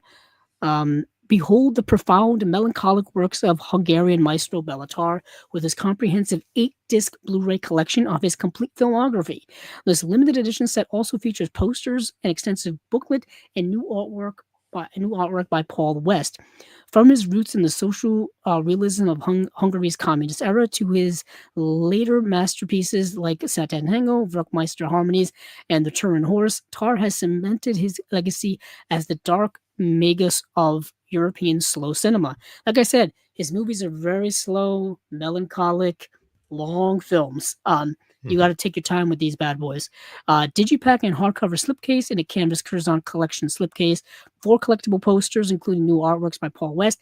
68-page book, including new essays from Kelly Powell, Ian Hayden Smith, and Nadine May, plus an interview with artist Paul West. And the movies are Family Nest from 1979, The Outsider from 1981, The Prefab People from 1982, Macbeth from 1982, only in standard definition, as well as The Prefab Peoples, only in standard edition as well. Autumn Almanac from 1984, Damnation from 1988, Satin Tango from 1994, Verkmeister Harmonies from 2000, from a new 4K restoration, The Man from London from 2007, and The Turin Horse from 2011. Coming from Curzon. Now, Curzon typically only puts out Region B releases, so I'm leading to believe that this is only going to be a Region B locked release. That would be my guess. Considering that the Verkmeister Harmonies already has a Criterion release, this has got to be a Region B release. For special features, it looks like quite a few short films actually. Bellatar in conversation with Howard Feinstein, plus trailers and interviews with Bellatar and various other people whose names I cannot pronounce. So that is it from Curzon there in this Bellatar box set. I'm going to check. I believe we have a few other things we want to go over. Let me see. I know there was at least one from the BFI. Mm-hmm. Let's see. We've done Imprint. I'm looking at my notes here. We've done Warner Archive. We've done Radiance. We've done. Oh, okay. So Severin has a couple of announcements from that. That's going to be titles from their upcoming Severin sale at the end of this month. Kino has one, the BFI, and then Second Sight, and then that'll be it. So let me go over to Severin's Facebook page, because Severin will have their announcements there. And Severin, speaking of which, Imprint's got their July bundle already going. So let's go over to Severin Films, and I'll scroll down to, because they're putting out The Autopsy of Jane Doe, which is a modern horror film that people tend to like. I like that one. Let's see. Actually, their newest one. What was it? The Canadian one, Raven. I have that one. Let's see. Raven Actually, Banner. That's it. Yeah. There they are right there. So these are the four. I guess, let me see. Let me go see. I know they announced them individually. There's the Manitou, which stars Tony Curtis, actually, which is nuts to me. There's this box set that they did. I want to get down to the individual one. Let me get to The Autopsy of Jane Doe. There's the Metamorphosis. That's a crazy cover. I saw that on X, and I was like, ooh, it's crazy. Yeah. So here we go. So there's Severin Summer Sale 2026 title number 1. So they slowly reveal these over time.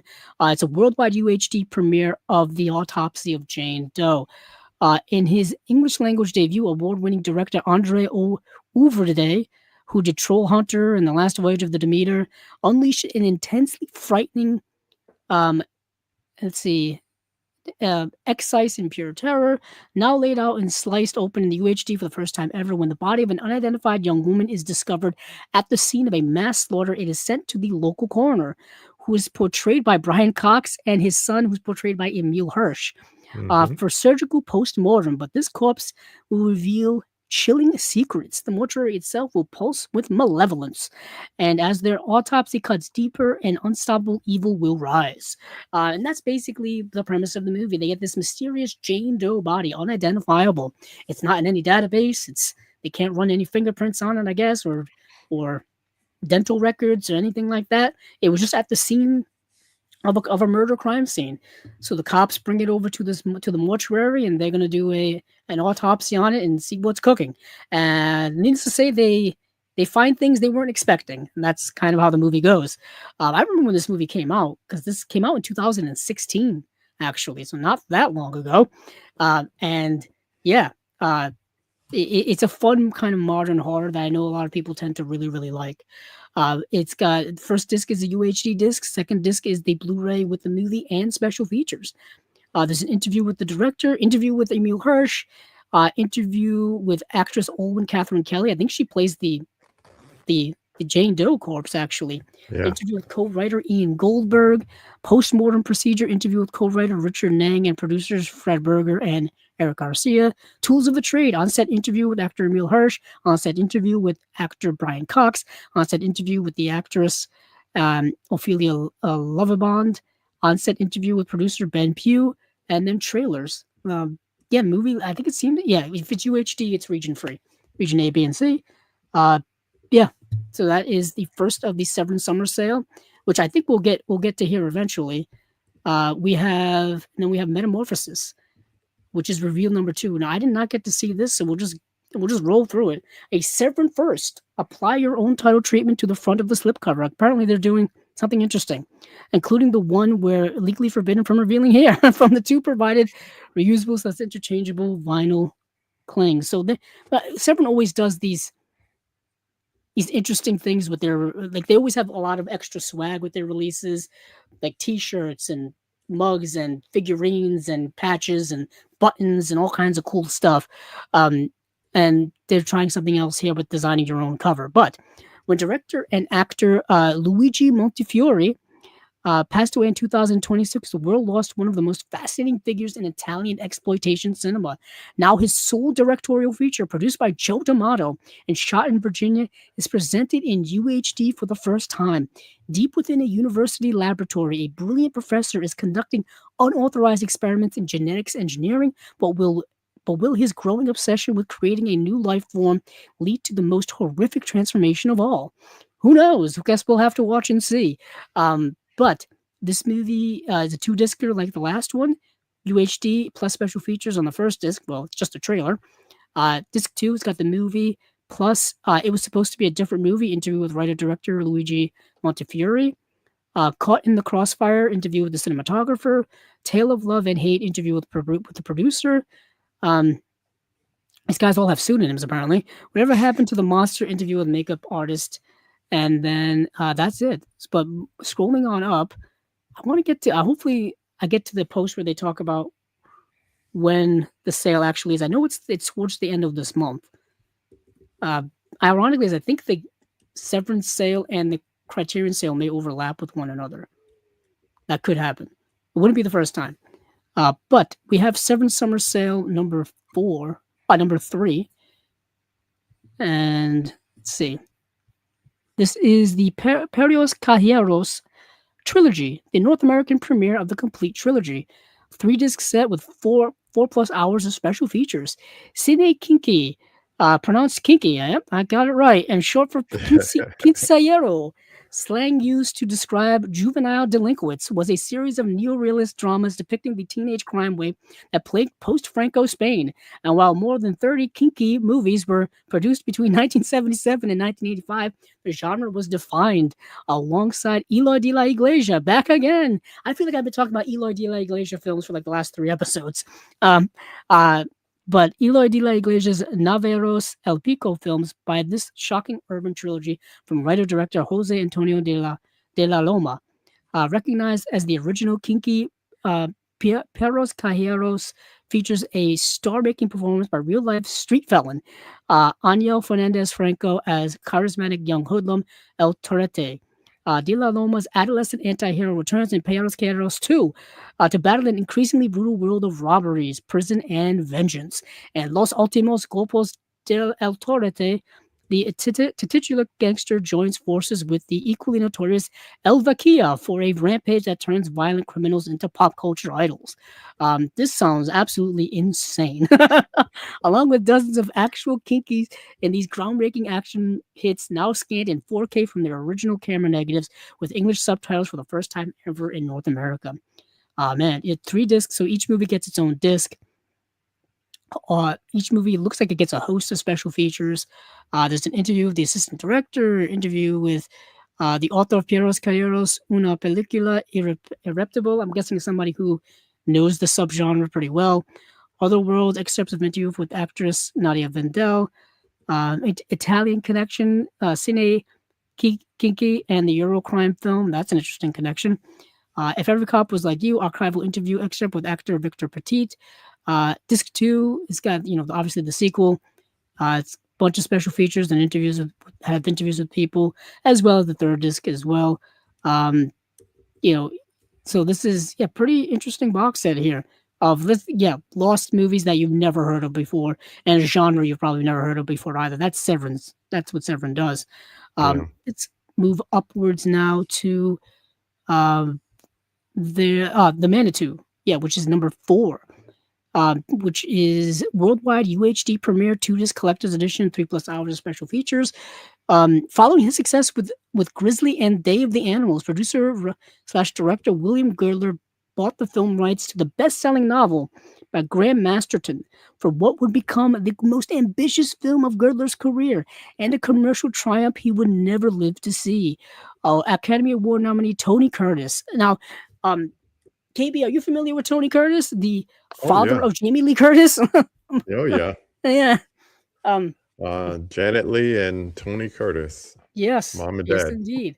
Of course, we talked about Some Like It Hot earlier and several times over. He was, of course, in Some Like It Hot, starring opposite Jack Lemmon. Tony Curtis is like a Hollywood legend. It's kind of interesting he would end up, doing this film later on in his career. And yeah, I guess take what you can get when you can. But I was saying, it's just crazy to me. I saw Tony Curtis's name pop up in this, and I'm like, that's nuts. That's nuts. So let's see. Tony Curtis leads an all-star class, including Michael Ansara, Susan Strasberg, Stella Stevens, and Southern and Burgess Meredith. Holy heck. We just talked about Rocky earlier. Yeah, that's a cast. Yeah.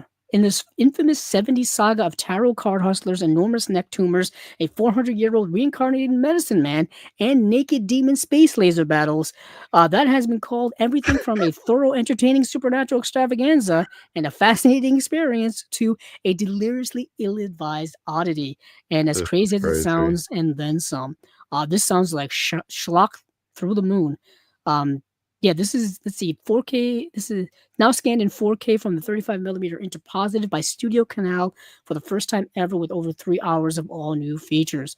Disc 1, the 4K UHD disc with an audio commentary. And then disc 2's got that same commentary plus a bunch of features. And that is it. This movie sounds incredible. This movie sounds like something I would watch first before ever buying. By watch first, I mean hopefully it's streaming on like Tubi or something. This feels like something that should be streaming on Tubi. The cover looks crazy itself. So yes, it does. It looks absolutely madcap crazy. I'm glad that it matches whatever Very that much crazy so. cover is. So I think there's one more title, and then that will be it for Severin. Did I pass it? It says maybe I did pass it. No, maybe I didn't. Hold on. Oh, no, is that? Yeah, number 5. Here we are. Sheila and the Brainstem. Oh, that sounds like a Severin movie if I ever heard one. In 1988, UCLA film student Russell Bates and Matt McDowell borrowed a 16mm camera, maxed out their credit cards, and made a punk rock road movie about love, death, jerky. Is I had the comma cover. I'm like, death jerky. What is that? Kidnapped newlyweds, 24-hour mini marts, and a magical brainstem that promises immortality, as they all do. Featuring appearances by LA music scene icons that include Red Cross, Milo Ackerman of the Descendants, and Peter Case of the what's that? Plimsolls, with soundtrack vocals by Bob Forrest of the Thelonious Monster. But when the finished film was unable to find theatrical distribution, it instead became an underground bootleg legend. Now, after nearly 4 decades, this offbeat saga of America wrapped in a Big Mac carton has been scanned in 2K from the original negative and is presented in both its original version and producer's cut with 3 hours of all new special features. 2-disc edition, commentary by filmmaker Russell Bates and Matt McDowell, plus an interview with them. Plus an interview with the actress, the actor, an interview with musician/actor Robert Hecker. There's a locations tour as well. There's a music video directed by Russell Bates. And then disc 2 has the producer's cut with an intro by the director Matt McDowell. So that is Sheila and the Brainstem. That's fascinating. So that is it from Severin. Let me go over to back to here to find, what am I looking for? The one from the BFI. Nuts in May, which is a Mike Leigh film, and I believe it's an early Mike Leigh film. And I've always been a big fan of Mike Leigh. And I watched this movie a couple of years ago, and I don't remember why I watched it. I don't think it was for this announcement, because this obviously is a recent announcement. Hopefully they have, oh, thank goodness. Thought they had absolutely nothing about it. So, Nuts in May is a British film, obviously. BFI is putting it out. It's from 1976. Directed by Mike Leigh, one of my favorites. Description: first shown in legendary BBC One Play for Today strand, the film, newly restored in 4K by the BBC, will be presented on Blu-ray for the first time to mark its 50th anniversary. Nuts in May follows an uptight couple, Candice Marie and Keith, played by Alison Steadman and Roger Sloman, whose idyllic camping trip to Dorset descends into social chaos. Things go from bad to worse as they continue. This thing is bouncing me around like a beach ball at a concert. That's what I hate about Blu-ray.com when I'm doing this, is because the ads keep popping up and they keep changing the page, especially if I have to zoom in because my eyes are bad. Let's see. Yeah, into social chaos, things go from bad to worse as they contend with their difficult fellow campers. The film has been hugely influential on British comedy films and TV shows, such as Sightseers, Vic Reeves, and Bob Mortimer's At Home with Vic and Bob, and the League of Gentlemen, and is inspiration for many, including actor and writer Dexter Fletcher, who has previously introduced a screening of it at the BFI South Bank. Now, Dexter Fletcher, if I remember correctly, he is the director of the movie Rocket Man, which is the biopic of Elton John. That biopic is excellent. He also had to come in and finish Bohemian Rhapsody when Bryan Singer got kicked out of production of the movie. Why does that keep happening to him? Yeah. So Dexter Fletcher had to come in and finish that movie, and then he did his own musical biopic, Rocket Man, Rocket Man, which is better than Bohemian Rhapsody in my opinion. But nobody likes to have that conversation. Anywho. Dexter Fletcher is also an actor. He was in like Guy Ritchie films and stuff like that. So it's kind of cool that he introed this movie, because Mike Leigh is a very influential British filmmaker, who's still active to this day. We've been talking about Criterion. Several of his movies are in the Criterion collection. That's how I have him in my collection. The film Naked with David Thewlis, which is kind of a Criterion Collection staple. That's Mike Leigh. Topsy Turvy. Oh man, I almost want to go over my section and get movies out, but I won't. But he also did so many movies. I'm gonna look up his IMDb. Actually, I'm still on Criterion, so I'm gonna go look at that. But he did the movie. What movie did he do recently? Oh, Meantime, Secrets and Lies, which is one of my favorites. Life is Sweet, which is super underrated. I highly recommend people checking that out. It's an early movie from him, but he also coincidentally Severin. We just talked about Severin. Put out one of his films as well. That I really like. I think it's called All or Nothing. I think that's the movie All or Nothing. It's really fantastic movie. And he likes to deal a lot with like working class people and films like that. And like Timothy Spall is an actor that works a lot with him. Timothy Spall was in the Harry Potter movies. Ironically, a lot of Mike Leigh actors ended up in Harry Potter. I don't know why. That just happened to be the case. When they did the casting, like so many of them. Like David Thewlis was in Harry Potter as one of the teachers. It's just the way it is. But anywho, I've always been a big fan of Mike Leigh, and he was actually one of the first kind of British directors I really attached myself to. But this movie, Nuts in May, is very good. I saw it a couple of years ago, but I highly recommend checking it out. It says the Blu-ray will be packed with extras to be announced and an illustrated booklet. So we have nothing in terms of special features yet. So hopefully it's stacked. That would be nice. Let me go over to Second Sight's website. That seems to be the best place to, let's see, Second Sight. Yeah, secondsightfilms.co.uk. That seems to be the best place to check out their stuff. Yeah. Let's see. So we've got The Name of the Rose, and we have Dead Man's Shoes. Now, Dead Man's Shoes was announced that Second Sight was going to be putting out a release 3 years ago in 2023.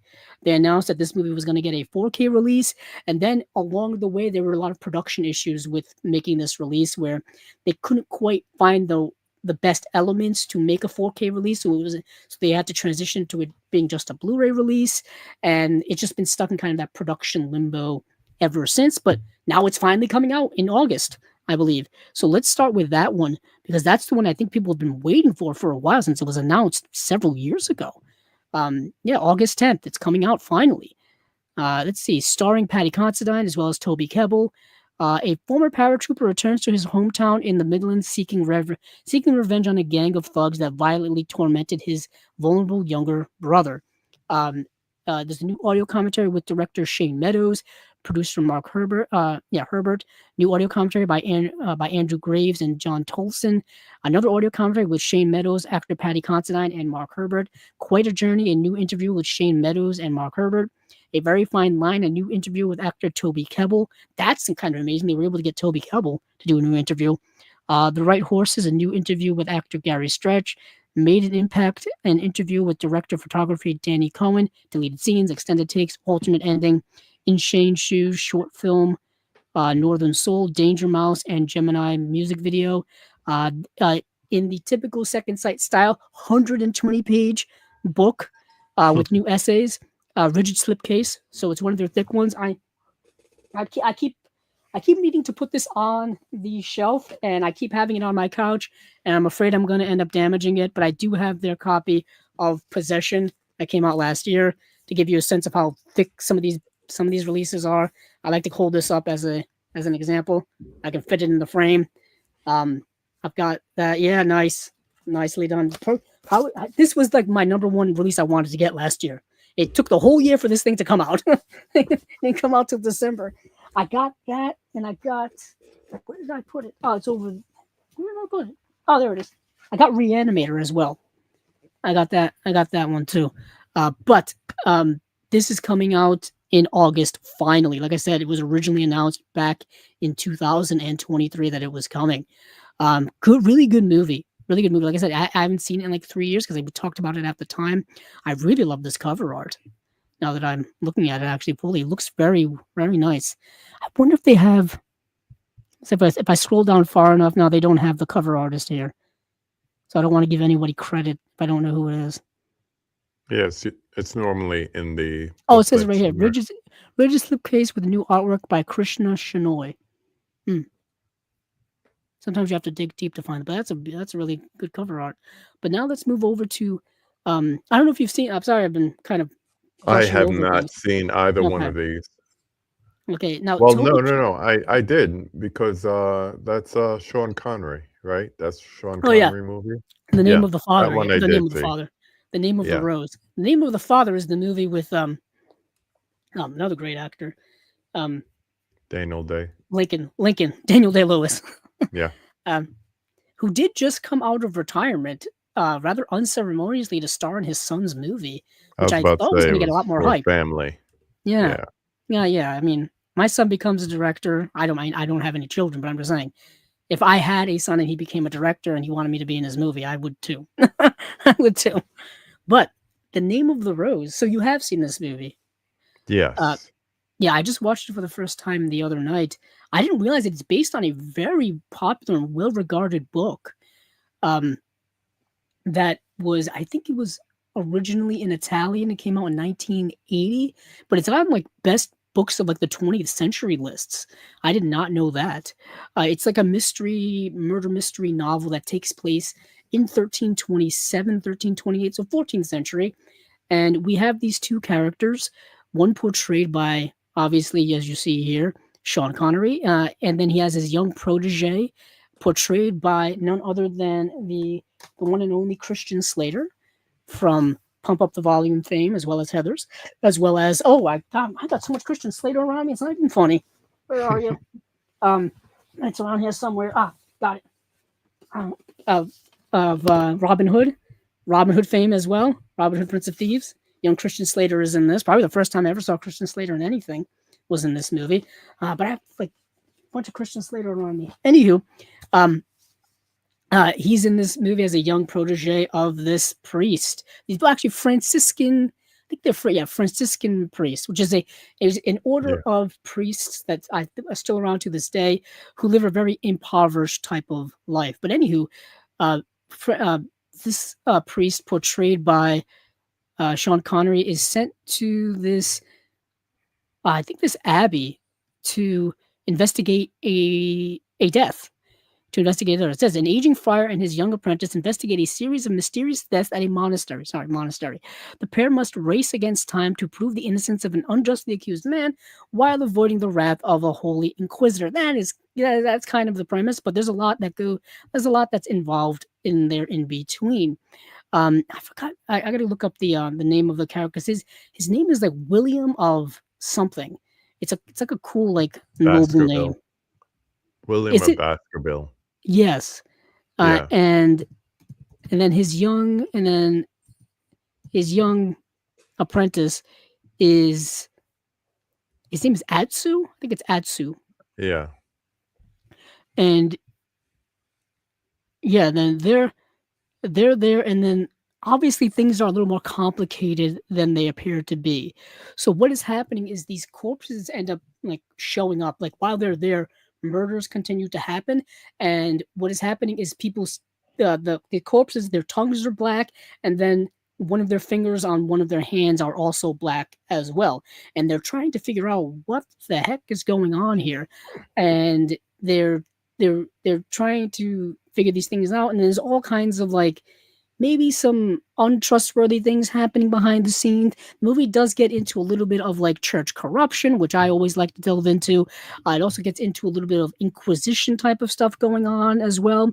And also kind of getting into like I said, corruption within the church as well, the corruption within the Inquisition.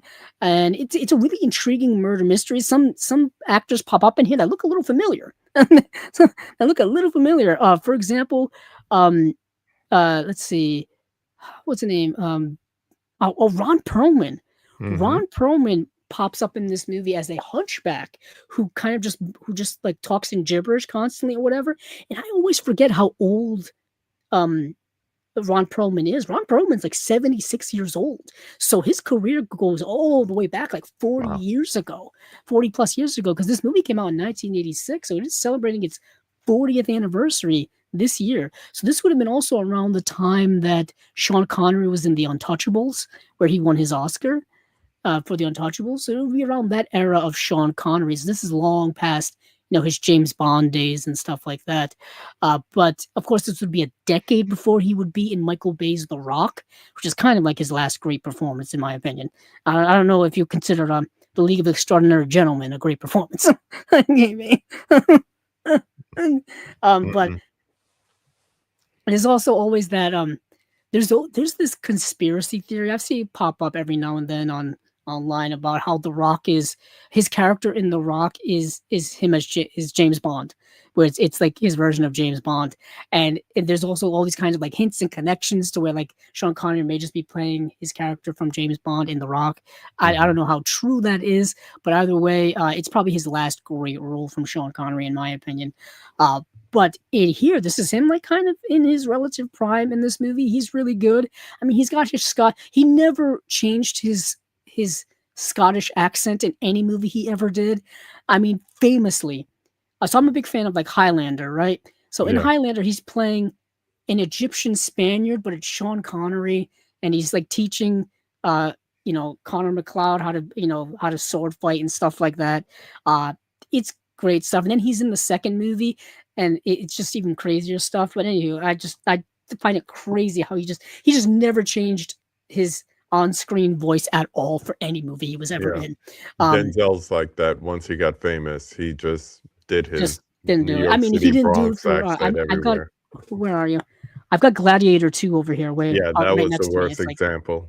Like, even in Mag. But what's crazy is that he was in, which Coen brother was it? He was in the Coen brothers. I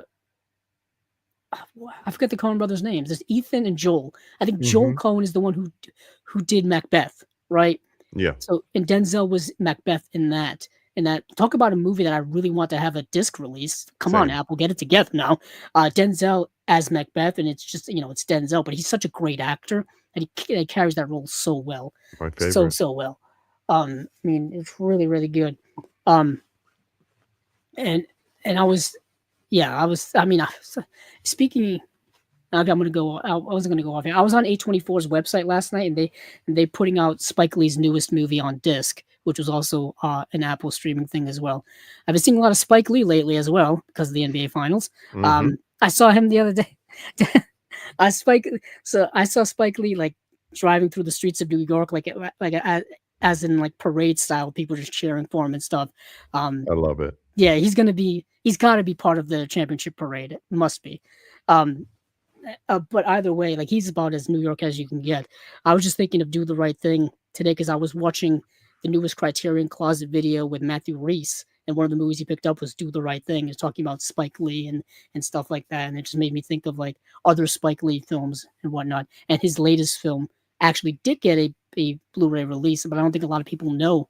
Highest to Lowest. That was the movie. I remember the hype around that because it was a remake of Akira Kurosawa's film, High and Low. And so it's something I have to add to my Spike Lee collection at some point. But anywho, I don't know how I got there. See, this is what happens here on Chasing Labels. We go off on tangents. And mine just as the show goes along, my mind gets more and more delirious. I start forgetting things and I start just rambling about Spike Lee. But this movie here is directed by Jean-Jacques Arnaud. Like I said, the novel is very popular, and this movie is very, very interesting. I didn't realize how popular of a movie it was until I posted up on it on my Facebook, and I realized there's like 43,000 likes on this movie on like their Facebook page about this movie. And I was like, oh, so people have seen it. But I rather liked it. I didn't see that this. I don't know if it needs a super deluxe second sight release. No. But fans of the movie, sure, go right ahead and get it. I feel like there are probably other movies that, even from the 80s, that would be like a Lost Boys second sight release would be super sweet, in my opinion. That would be really nice. But here we are. But let's see what we have here for special features. Sorry. Dual format edition, including both UHD and Blu-ray with main feature and bonus features on both discs. UHD presentation in HDR with Dolby Vision. New audio commentary by James Marsh and audio commentary with the director Jean-Jacques Arnaud. Charm of Humanity, a new interview with Jean-Jacques Arnaud. That's kind of awesome.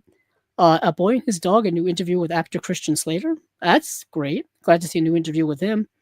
Bringing the Mustard, a new interview with actor Ron Perlman. Awesome. Liquidating the Disc, a new interview with writer Andrew Birkin. The Abbey of Crime, Umberto Eco's The Name of the Rose. Umberto Eco is the author of The Name of the Rose. He wrote the book. Rigid Slipcase with new artwork by Lisa Shumskaya. 120-page book with essays. And 6 collector's art cards as well. It's going to be one of those thick ones like we just showed off. And yeah, that's Second Sight's 2 releases. Let me just quickly check to see what else. I think that's everything Flicker Rally, BFI. so. Oh, there was one from Kino. All right, there's one from Kino. It's and that will be it, and we will make our way out of here with our outros. Let's see, Kino Classics. I'm wondering if Kino's gonna be having a sale soon. I feel like they're due for a sale. So Kino's been doing some stuff lately.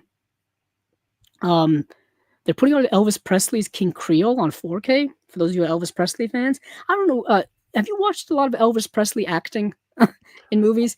When they used to be on TV when I was a kid, I would catch them, and I used to work in a video store. So if we got like, I think it was it should be Paramount if it's being released by Kino. So I remember when they released the VHS tapes of it. So yeah. I know recently there's been a lot of, not a lot, I say a lot, but it's not a lot, but some of Elvis Presley's, acting catalog has been getting new Blu-ray releases and such.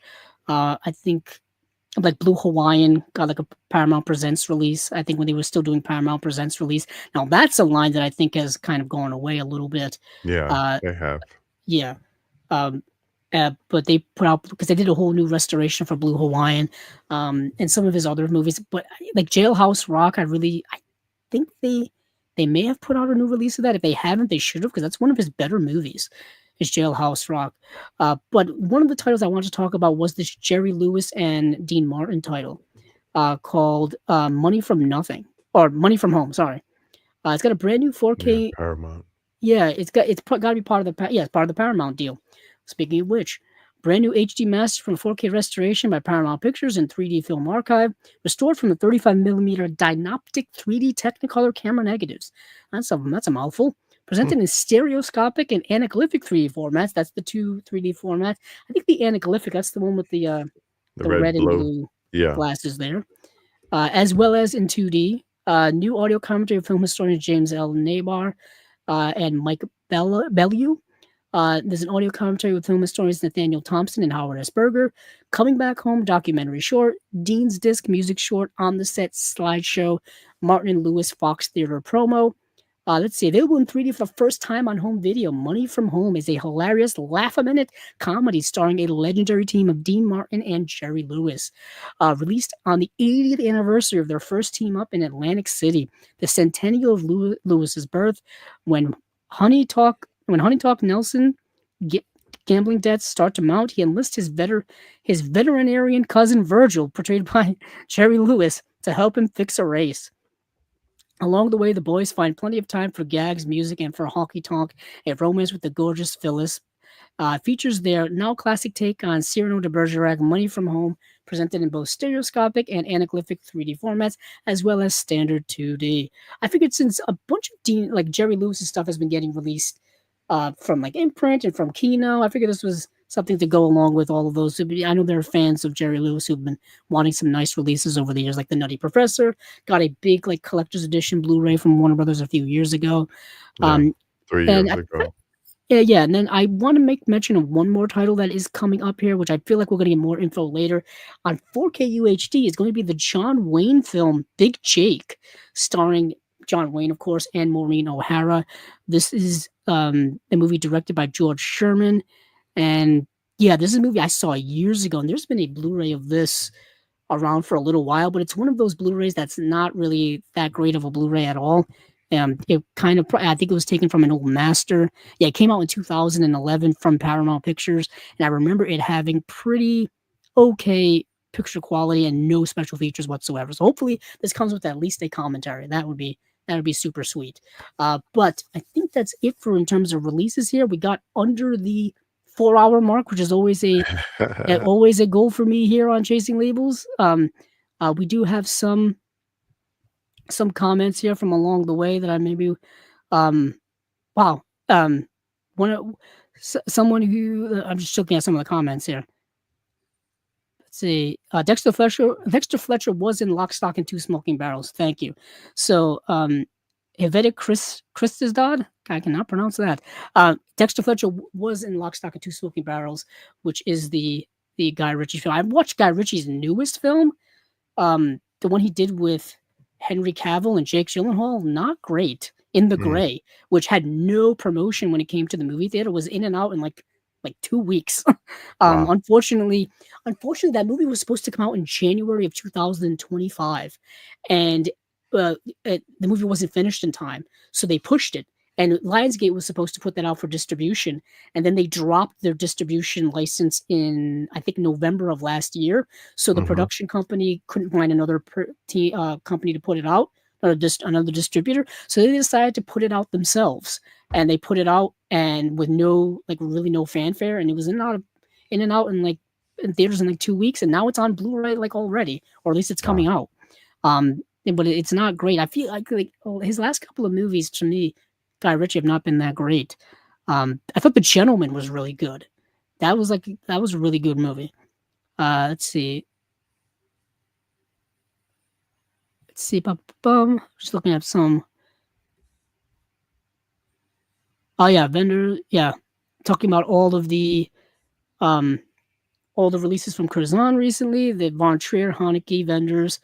Our buddy Paul says Laura's a good film. Study that at uni. That is interesting that they showed that in a university setting.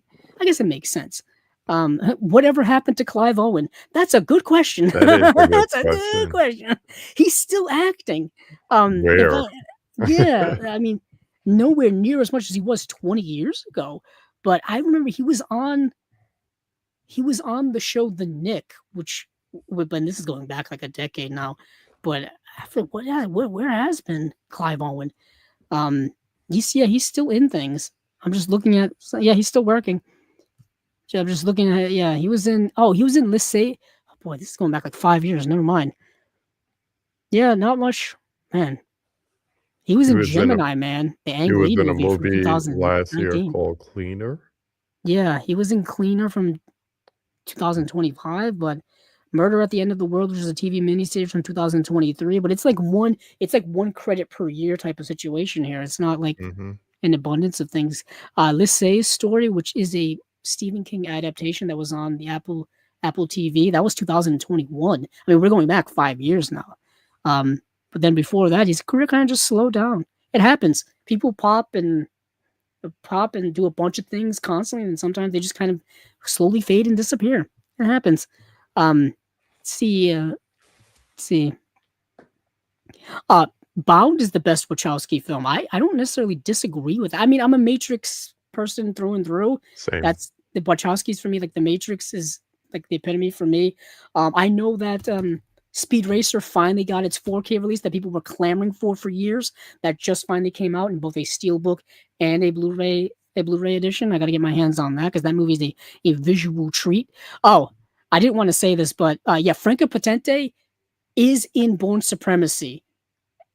That's all I'm going to say because I hate what happens to her. I hate it so much. Let's see. Run Lola Run is great. There's a lot of Bruno Ganz is a great actor. I do agree. So I think that will be it in terms of like everything we covered here on Chasing Labels. Let me go back to the 2-shot here so we can do our little outro. Remove and let's see. Technical stuff. There we go. So we're good here. So thank you, KB, obviously, for joining me here for this episode of Chasing Labels, Spine number 193. Thank you, of course, producer extraordinaire Steven from earlier for popping in to talk a little bit about the Criterion release from a new Satyajit Ray film.